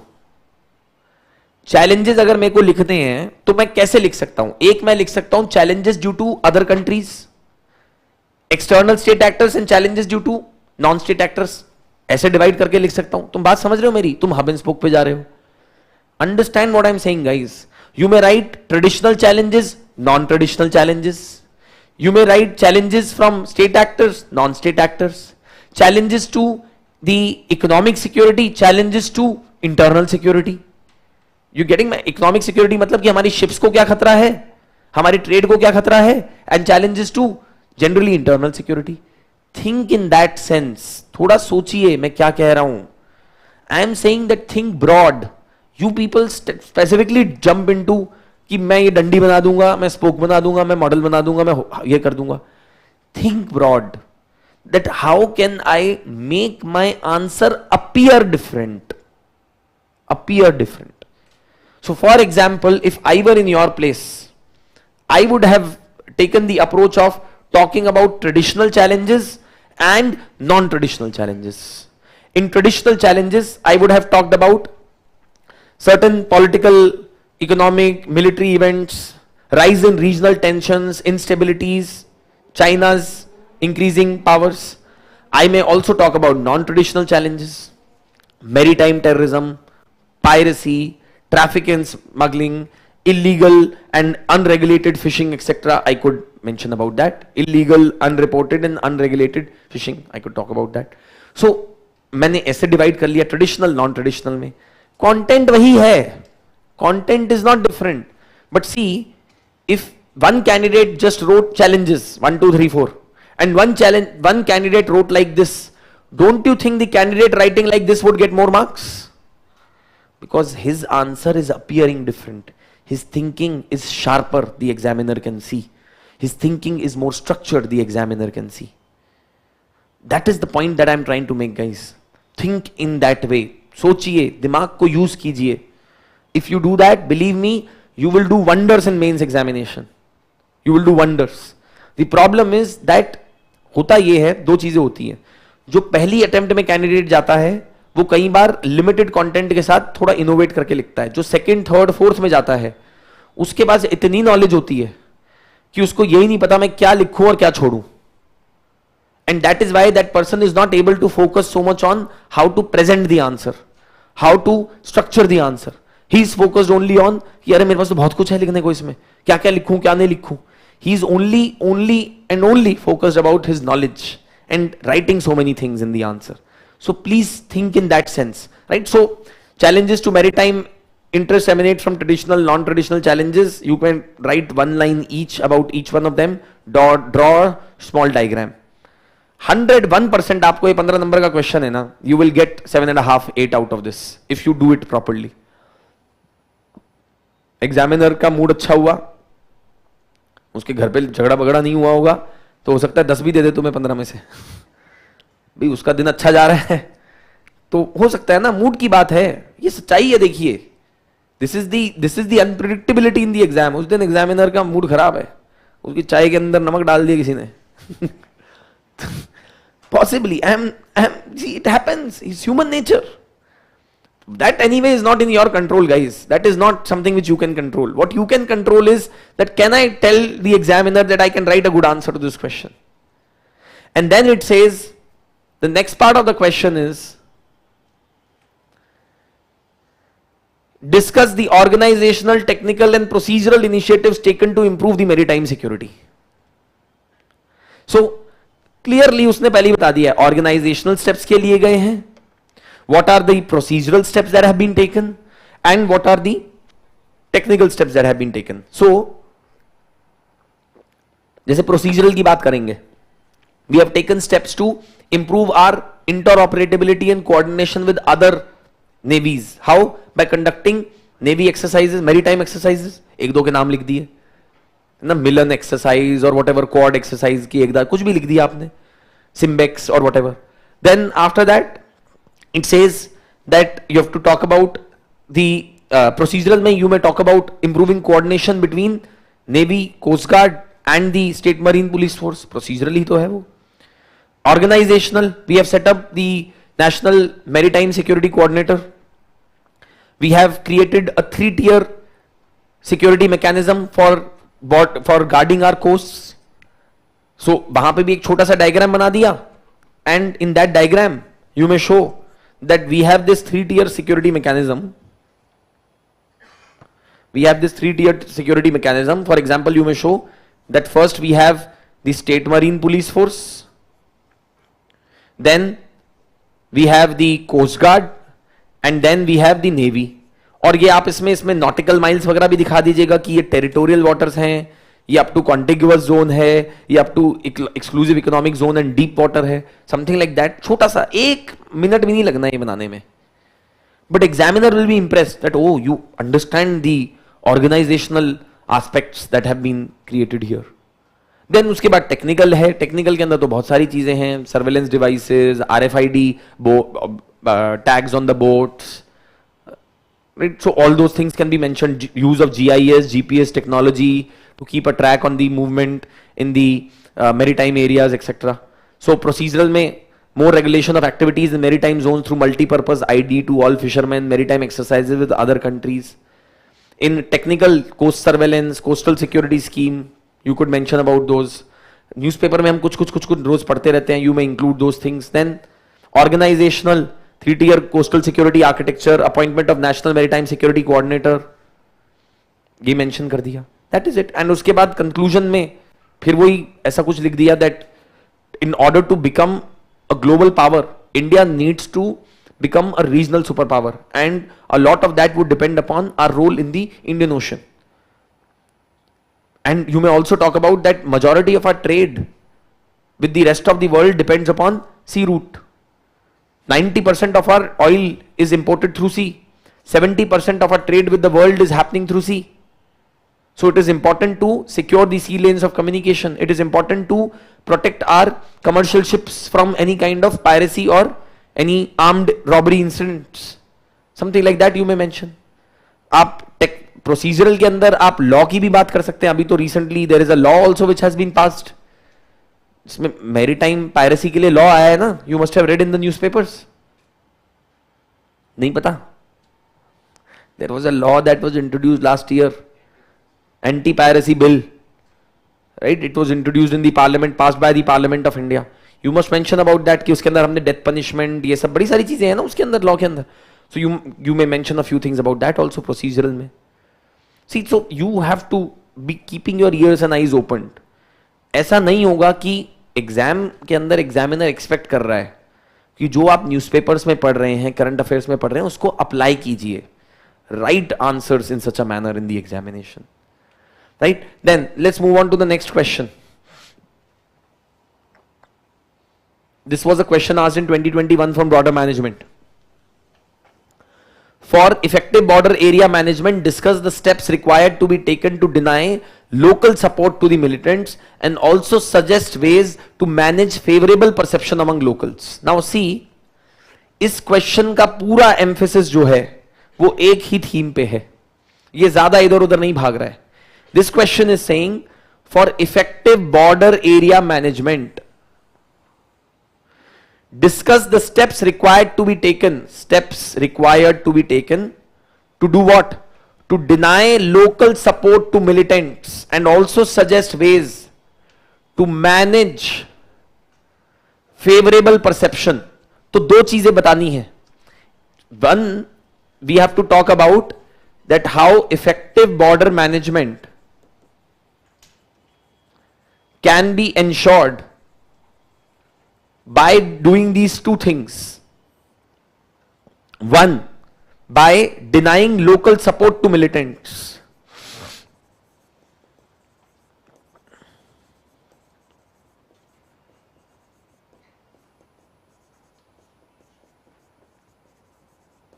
And second, you have to suggest ways to manage favorable perception among locals. Manage perception. यही है बस इस क्वेश्चन का जिस्ट. अब जब आप ये बताएंगे कि ये कैसे किया जाए, isn't it important to first talk about the problem? Isn't it important to talk about the problem? What is the problem? The problem is that in the border areas, we witness that often the local communities are aiding the militants and organized criminals. Yes, either whether it is infiltration, smuggling, trafficking of arms, human beings, providing safe refuge to militants. These are the things that you will write. Common sense से सोचिएगा, forget about कि मैंने पढ़ा है कि नहीं पढ़ा है. भाई बॉर्डर एरियाज में मिलिटेंट को कैसे सपोर्ट मिलता है? उसको सेफ्टी मिल रही है, रेफ्यूज मिल रहा है. कई बार पुलिस के साथ इंटेलिजेंस नहीं शेयर की जा रही है. मिलिटेंट जो है आके कुछ प्रॉमिस कर रहा है लोकल आदमी को, तो इज हेल्पिंग, उसके पास नॉलेज है कि बॉर्डर के ऊपर कहां पे चेक होता है कहां नहीं होता है, तो is helping the militants move across the border. You write some of these और एग्जाम्पल्स दीजिए. Write example of Nagaland Myanmar border, write example of Manipur Myanmar border, write example of India Pakistan border on Rajasthan, that how illegal trafficking, drug trafficking, smuggling of arms, human trafficking is taking place on in these areas. और militants के respect में भी कहिएगा कि often militants hide in these villages. The village community is reluctant to share information. तो वो एक चीज. और दूसरा फिर एक और प्रॉब्लम है that the perception of the government, the perception of the security forces in the border areas is very poor. They are often seen as operating in a high-handed manner. The locals often are not happy over the actions of the security forces, the trouble that is caused to them by repeated questioning by the security forces. Often many of these people are arrested without any grounds as well and then taken up for questioning. So you mention the problem first in the introduction, and then you mention that in order to overcome this, we must take the following steps. So first, to deny local support to the militants, we must do this 1 2 3 4. क्या कर सकते हैं to deny support to the local support to the militants? Community participation, village defense committees kind of mechanisms. You could talk about, for this we should also try to bring economic development in these areas. See, because once we bring economic development, why would a person be dependent on the militant for his survival? Right? So you talk about economic development.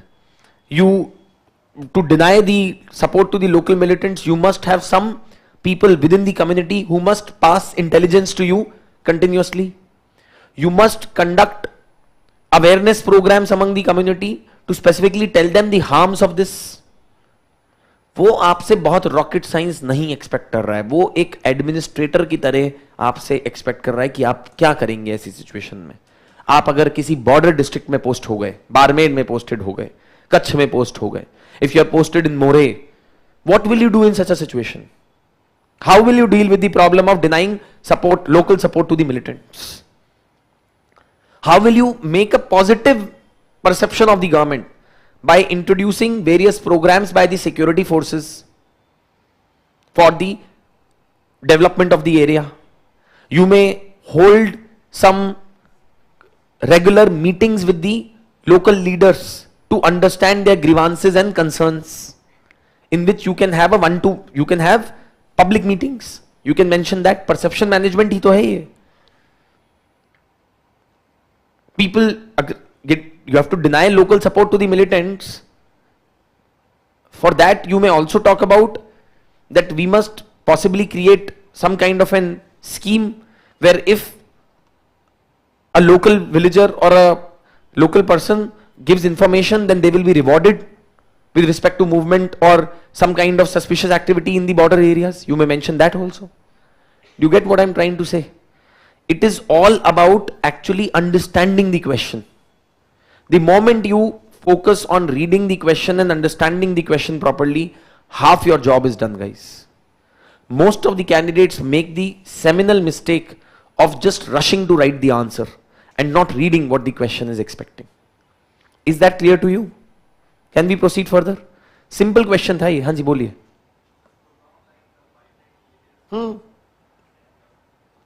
Of course, vibrant village program, right? You may write down the village defense guards, village defense committees. All of those things can be mentioned. Absolutely.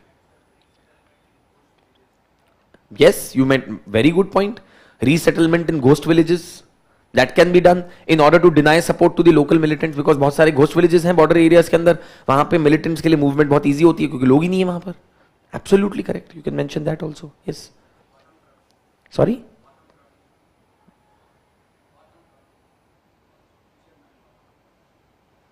I didn't get you. Okay, yes, actually, we only thought, now good point. I only thought of this question from perspective of land border. But why not include coastal border as well? Very good. So you may talk from the perspective of fishermen as well, that what can be done in such situations, right? Yes. So think, see, now again, I made a mistake that I only thought from it from one perspective.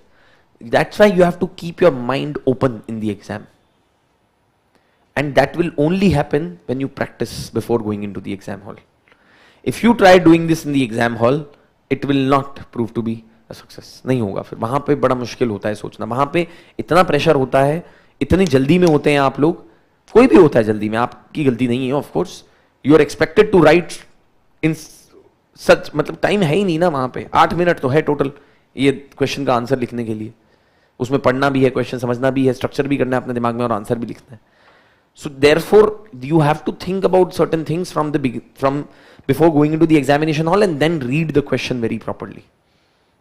Now, और भी questions पूछे. This one was question asked. अब ये question था जिसमें उसने external state actors का role और border management दोनों को security forces के mandate दोनों को marry कर दिया इस question में. In fact, actually, this is question related to 3 topics in the syllabus. So this one says that analyze the internal security threats and trans-border crimes along Myanmar, Bangladesh and Pakistan borders, including line of control. So what are the security threats and trans-border crimes that happen on these? Now see, you must specifically know that each one of these borders has different type of crimes which are happening. On Bangladesh border, illegal immigration is a problem. On Bangladesh border, cattle smuggling is a problem. On Bangladesh border, human trafficking is a problem. On Bangladesh border, insurgency and the insurgents, cross-border movement of insurgents is a problem. On Pakistan border, counterfeit currency moving into India is a problem. Illegal infiltration of the terrorists and militants is a problem. You may talk about drug trafficking on the Indo-Pakistan border in Punjab, Rajasthan.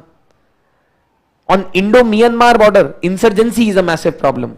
Drug trafficking is a massive problem. तो हर किसी की कुछ अलग अलग problems हैं. You mention those. Then तो बहुत simple है ना. This is something which is very easy. And then it says also discuss the role played by various security forces in this regard. How are various security forces involved in managing the threats that are coming up on these borders? For example, on the Indo-Pak border we have BSF. For example, on the Indo-Myanmar border we have the Assam Rifles. For example, on the India-Bangladesh border we have again BSF. So you mention broadly about the roles of these organizations. You may say that they aid the armed forces as the second line of defense. They are involved in conducting regular surveillance activities in the border areas. They also conduct awareness camps in the local population from time to time. You may mention that also. You may talk about that they are involved in conducting checks in the villages from time to time to see any suspicious activities that are happening in these areas. Right? So you talk about some of those things, and you may also talk about recent initiatives that have been taken. Deployment of drones. You may talk about deployment of surveillance cameras. Comprehensive integrated border management system. बहुत ज्यादा detail नहीं लिखनी है कि BSF की पूरी history लिख रहे हैं, असम राइफल्स की हिस्ट्री लिख रहे हैं. And you may also talk about that at times they are also involved in counter insurgency operations as well in the border areas, catching hold of organized criminals in the border areas, right? So you may mention those things. Very simple question. I think this was one of the simpler questions. If you have prepared the topic properly, which to be very honest is not very difficult, you should be able to sail through this question. Is that clear? Can we proceed further? Now again देखिए, इसमें और भी questions पूछे हैं. Cross border movement of insurgents is only one of the several security challenges facing the policing of the border in north east India. Examine the various challenges currently emanating across the India Myanmar border. अब उसने specifically India Myanmar border के ऊपर challenges पूछ लिए, और वो कह रहा है कि cross border movement of insurgents से तो केवल एक प्रॉब्लम है, इलीगल इमिग्रेशन. आसाम में उससे कितने कॉन्फ्लिक्ट क्रिएट हुए, right? You may talk about drug smuggling, drug trafficking, human trafficking, arms trafficking, a whole lot of organized criminal activities are taking place. Radicalization of young individuals in the border areas by the forces inimical to India's internal security. So अगर आप previous year questions देखें, you will get a very good idea of how UPSC may frame questions going ahead in future. That is why for internal security, ethics, disaster management, topics like these, food processing, I always tell candidates that please go through all previous year questions of last 10 years and you would be very well prepared for these topics. ज़्यादा आपको मेहनत करने की जरूरत ही नहीं है. Ethics के अंदर भी जैसे you don't need to go beyond previous year questions, कुछ करने की जरूरत थोड़ी ना उसमें. Anyway, let's look at questions related to the topic of linkages of organized crime with terrorism. As far as linkages of organized crime with terrorism is concerned, there is one very interesting research paper which you will find on the Google, which has been written by Madan Lal. So if you have time, of course, ये भी detailed research paper है, but you may read this as far as the topic of organized crime is concerned. And then of course you must read newspapers as well as far as this topic is concerned. So let's move further. Now, question which was asked last year. Discuss the types of organized crimes.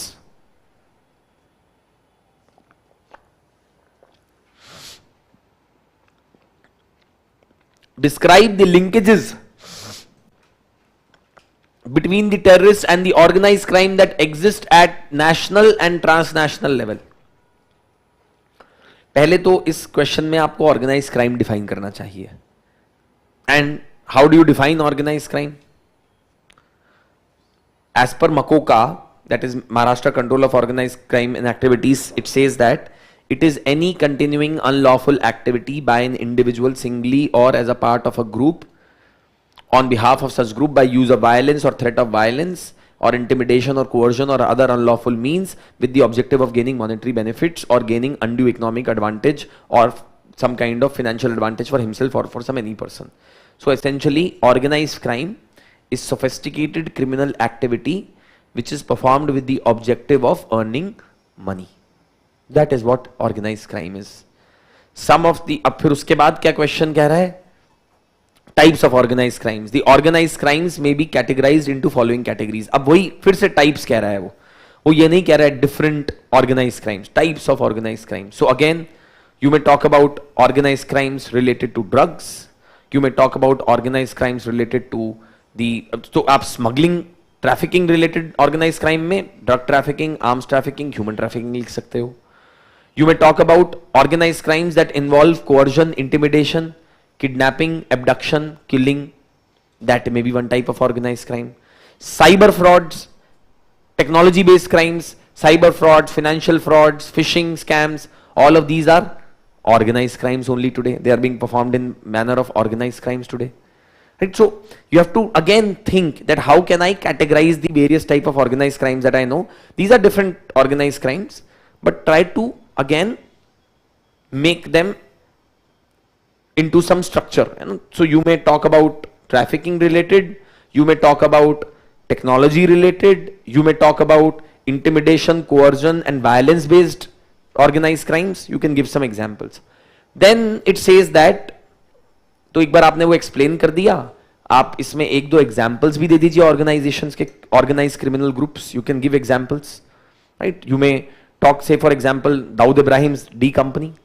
You may talk about the Crips, an organization which is based out of America, which is an African American group which is involved in organized crime. So you can talk about that group, right? You can talk about the Yamaguchi Gumi of Japan. So आपको दो तीन organized criminal groups के नाम पता होने चाहिए, which you can write down in order to justify. And then it says, describe the linkages between terrorists and organized crime that exist at national and transnational level. So first you will say that today the organized criminals and terror groups have come together to form a sinister network with each other. There have been multiple examples of such linkages at both national and transnational level.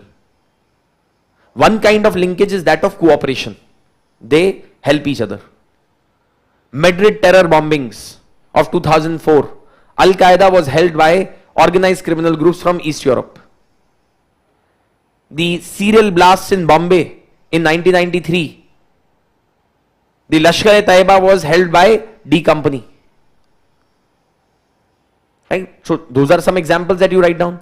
Another type of linkage between them is where the organized criminal group starts performing the functions of the terror group, or terror group start performing functions of organized criminal group. Taliban, terror group but involved in drug trafficking. ISIS, terror group but involved in black marketing of oil. Right? Those Naxals, involved in a left-wing extremist movement but involved in drug trafficking, illegal mining. Insurgent groups such as NSCN, NDFB, involved in insurgency, demanding sovereignty, demanding nationhood, but involved in crimes such as drug trafficking, abduction, killings, extortion. Write that down.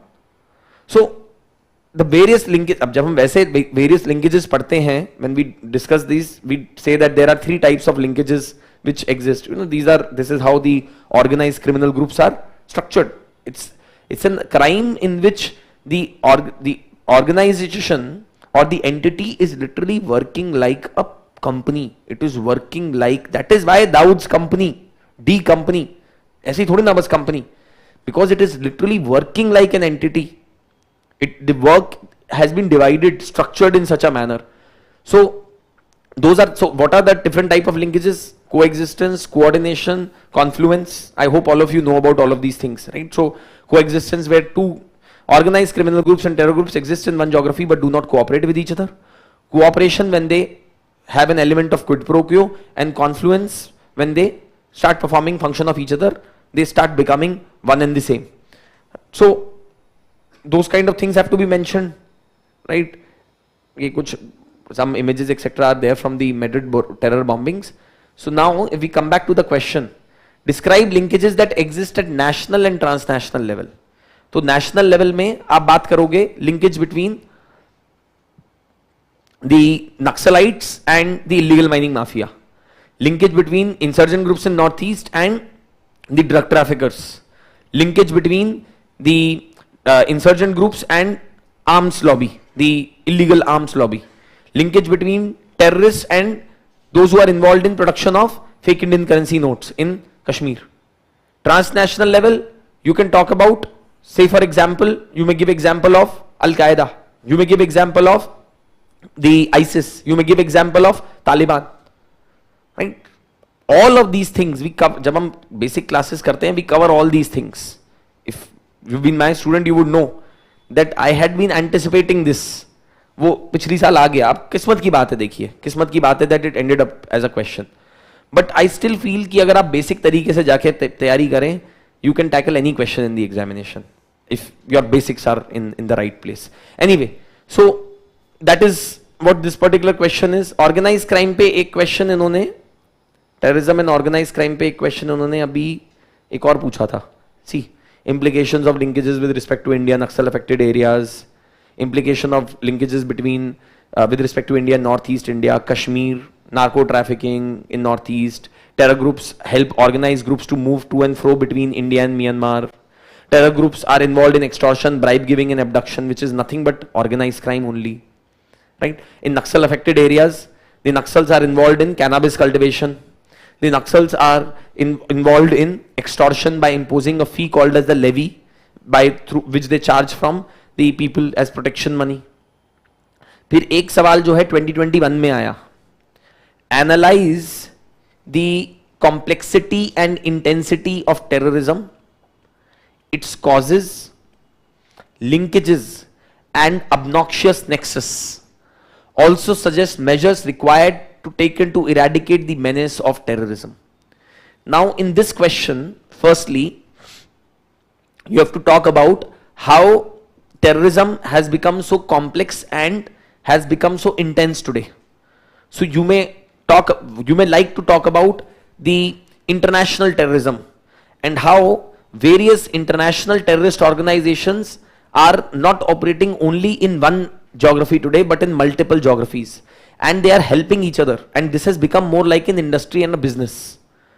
Intensity may you may talk about 26/11 attacks, you may talk about 9/11 attacks, you may talk about consistent attacks that are taking place in some of the African countries, Somalia, Sudan, by organizations such as ISIS. You may talk about the consistent attacks that are taking place in Afghanistan, where there is an ongoing fight between Taliban and ISIS, Taliban and Al-Qaeda.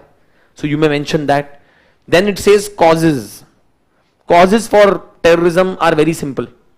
You may write about firstly socio-economic causes. Examples के साथ लिखिएगा. Right? Socio-economic causes. You may talk about strategic reasons or political causes. For example, Pakistan is trying to use terrorism against India as a strategic tool. Right? Then there are certain other causes as well. For example, the suppression of identity of a particular group by the government or state in certain countries. You may give example of Sri Lanka, LTTE. You may give example of Hamas, Hezbollah in Israel, Palestine. Right? So causes लिखने और examples के साथ justify कीजिएगा उसको. When you talk about strategic causes, you talk about Lashkar-e-Taiba, you talk about Hizbul Mujahideen, you talk about Jaish-e-Mohammed, how it has been used against India to bleed India by 1,000 cuts.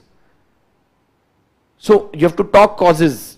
That would be strategic causes, that would be certain causes for assertion of identity. There may be economic causes, or there may be just generally economic causes, socio-economic causes also.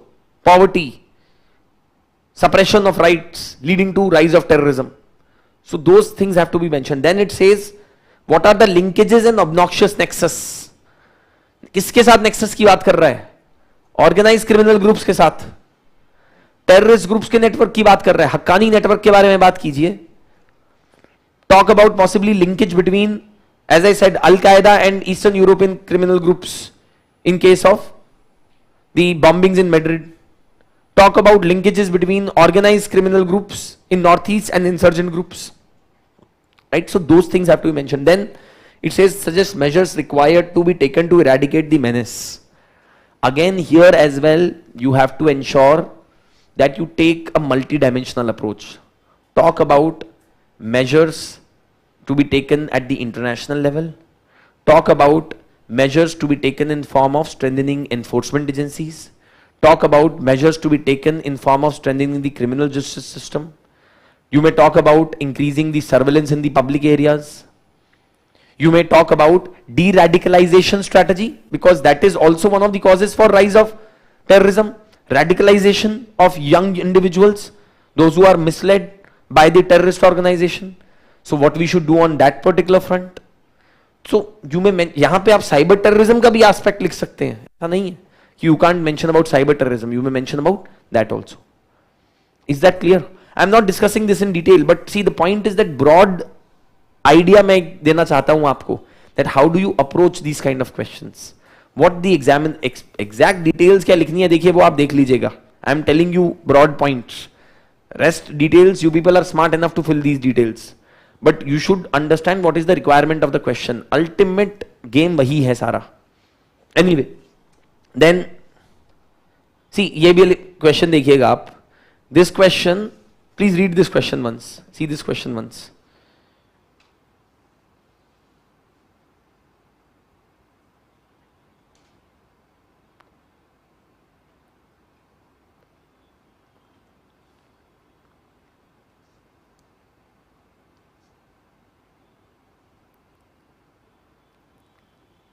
So this question, which was asked a few years back, is also trying to relate the India's proximity to the drug producing regions of the world and the linkages between drug trafficking and other illicit activities such as human trafficking, money laundering, gun running, etc. and what are the measures that are required to prevent the same. So if you look at the previous year questions, you will start getting an idea of what UPSC is expecting out of you in the answers. Anyway, let's quickly move on. On this particular topic, on the role of state and non-state actors, UPSC asked this question in 2020. बहुत simple question है. It says, analyze the multi-dimensional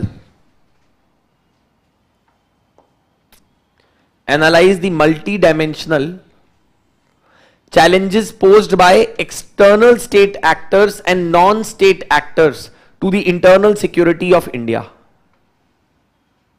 Multi-dimensional challenges. क्या dimensions हो सकती हैं? What are the challenges which are posed by multi-dimensionally? कैसे आप इसको address कर सकते हैं? कैसे लिख सकते हैं?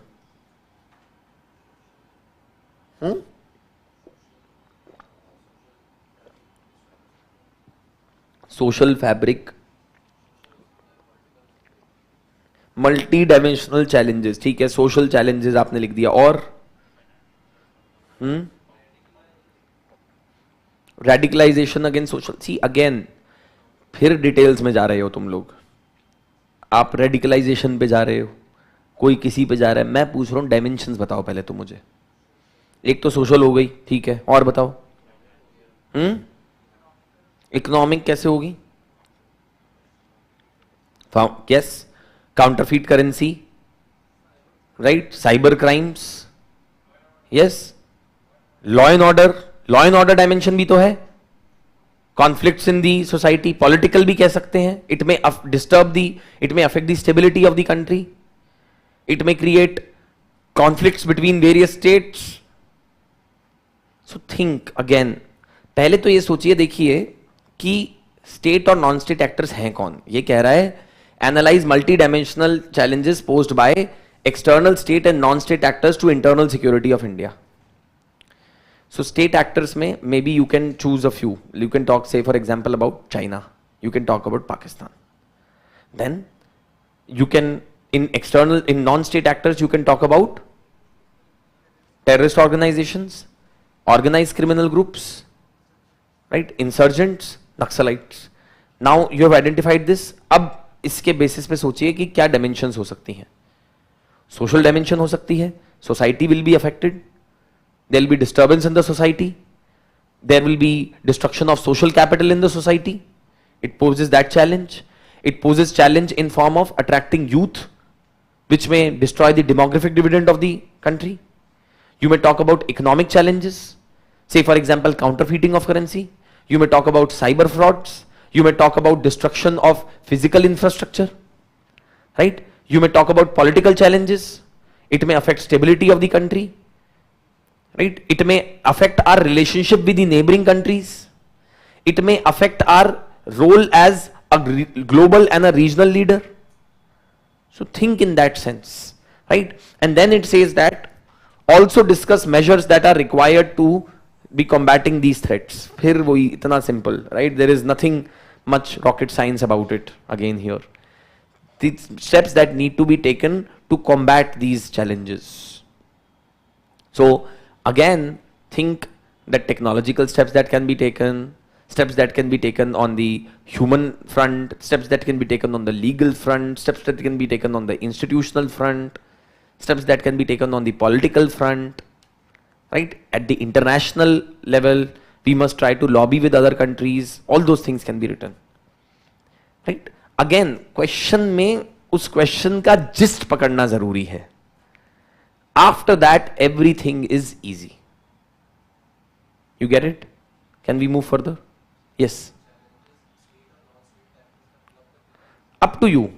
So should we write challenges posed by state and non-state separately? See, if I were in your position, because multidimensional ज़्यादा important है, तो मैं social posed by state actors, non-state actor लिखूंगा. Economic challenges posed by state and non-state actors लिखूंगा. And political posed by state and non-state actors लिखूंगा. But you may go the other way also, sir. You may write state actors challenges and non-state actors challenges अलग से भी लिख सकते हो. You can have that approach also. Depends on you. It's an open-ended question. ठीक है? Now let's move further. Right, so briefly mention who are the external non-state actors with their examples, explain multidimensional challenges that they pose, highlight the measures that can be taken to combat these threats. Anyway, let's move on. Right, anyway, this is about terrorism and all of those things. Yes, money laundering. I think this is very easy topic. If you just do a basic search on Google, you can prepare this particular topic in terms of what are the various dimensions of money laundering, how does money laundering occur, what are the ways to overcome money laundering, etc. and all of those things. So you may refer either the Vision IAS material or अगर आप internet पे search करेंगे आपको बहुत सारे research papers वगैरह भी मिल जाएंगे. Question that was asked in 2021 was, discuss how emerging technologies and globalization contribute to money laundering. Elaborate measures to tackle the problem of money laundering both at national and international level. See, in this question, this part of the question is literally a sitter. इसमें तो कुछ है ही नहीं. ये सबको पता होता है. That we have, what are the measures which have been taken to tackle these problem at national and at international level. So whether it is PMLA, whether it is setting up of FIU, whether it is setting up of enforcement directorate, whether it is the compliances that are supposed to be followed by the banks, whether it is the compliances that are supposed to be followed by the various players, those who are listed on the stock markets, all these things have been mentioned. Then international level, you may talk about Emolin, you may talk about Egmont Group, you may talk about the FATF, you may talk about Vienna Convention, you may talk about Basel Statement of Principles, so many things are there. I hope that you know about all of these things, right? I mean, I hope you're not expecting me to tell you these things in detail. So you mentioned, ये तो बहुत easy है. First part of the question क्या है? Discuss how emerging technologies and globalization contribute to money laundering. So first, explain what is money laundering. Or you may again give some recent statistic or some report or something like that and say that how money laundering has proven to be a massive menace for economic security of any country, as well as has a significant impact on the social fabric of a country as well. Because it distorts the idea of ethics and morality, right? Because you can do anything wrong and then you can whitewash it with the help of money laundering. So once you have mentioned that, then it says, how has technology and globalization contributed to money laundering? Think. Cryptocurrencies, unregulated way of storing money, transferring money, made it very easy to launder money, to move money from one place to another. You may talk about bank transfers, have become so easy today. Again, globalization. You may talk about how dark web has emerged again as a tool for money laundering, because you can commit so many crimes and then after that you can be using the money that you have earned from those crimes in the dark web to buy expensive items, luxury items, etc. and all of those things. So you may mention about that also, technology posing a challenge to money laundering. You may also say that because of technology today, the Hawala transactors are easily able to communicate with each other through encrypted channels, WhatsApp, Telegram, etc. These are all encrypted channels, right? So it's very difficult for the security agencies to crack down on them. How? So it is again saying how it is contributing to money laundering. एक और तरीका है how it is contributing to money laundering. You can also speak from the perspective of that a lot of cyber crimes are happening, and since that money is generated, it needs to be laundered. So that also can be one aspect of looking at how technology is contributing to money laundering. Right? Globalization में movement of people has become so easy today. So you may mention about how small companies have come up in different parts of the world, which are managing shell companies for their clients and therefore involved in money laundering. You give example of Panama leaks, Mossack Fonseca. You give example of that, of how a company located in Panama is managing the accounts of people living in India. Again, ill effects of, one can say, globalization leading to money laundering. 4-5 ही लिखने because 150 word का answer था ये. And if you want, you may also talk about that. See, even though technology may have contributed to money laundering in many ways, but technology has also helped in resolving the problem of money laundering, because we are now able to analyze a lot of data, financial data, very quickly. Authorities are able to do that. So preventing or identifying suspicious transactions. Because of globalization, we know that money laundering is an international offense. It cannot happen just in one jurisdiction. So countries are now sharing intelligence inputs with each other through FATF and few other mechanisms. So you may mention that also as, so basically I'm saying that ulta side bhi likh sakte hain 1-2 point of how technology and globalization have actually strengthened the fight against money laundering as well. Yes, right? So see, again the point is simple question है, internal security में ये बहुत important है कि आप generally aware रहें. You must be generally aware, reading newspapers, and I think you will not face much of problems in such topics, right? Anyway, so in this you explain the concept of money laundering, explain how money laundering is being aided by emerging technologies and existing globalization, elaborate the steps that have been taken at the national and the state level. इसके ऊपर पहले भी question पूछा जा चुका है. Money laundering poses, ये 2013 में पूछा था last. Money laundering poses a serious threat to a country's economic sovereignty. तो basically आपको economic impact of money laundering बताना है. And what is its significance for India and what steps are required to be taken to control this menace? What should be done in order to control the menace of money laundering? Right? So this is as far as all the internal security questions of last 3 years are concerned. My suggestion will be that you try and write the answers to some of these questions on the basis of the discussion that we have had today.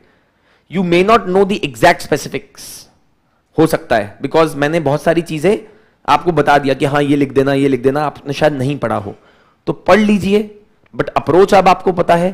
Try and write the answers. Believe me guys, a lot of candidates appearing in the examination think that मुझे नहीं पता तो मैं कैसे लिखूंगा, मुझे नहीं पता कैसे लिखूंगा, किताब साथ में खोल के लिख लो. The problem in the examination will never be knowledge, believe me. If you are writing the mains examination, problem of knowledge will not be there. The problem will be of expression and writing the answer properly and writing it in a structured manner. That is where the problem will be. So that you have to overcome by your thorough preparation. Is that clear? Any questions that you have related to internal security or generally with respect to whatever we have discussed today? Yes.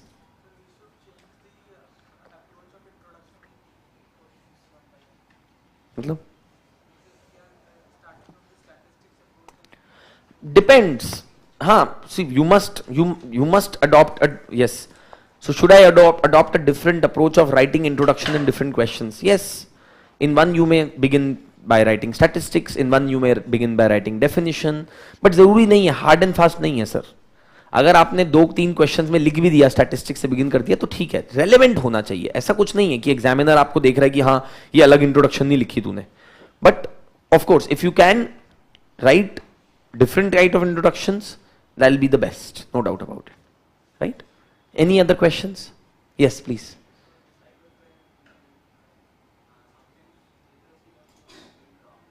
Sometimes What went wrong? Awareness. We discussed about it, right? Literacy and awareness among people about the use of cyberspace and cyber technologies is a big problem. Yes, of course, you should mention that. Right? Anything else? Okay, thank you so much for attending the session. I'll see you tomorrow for the session on polity.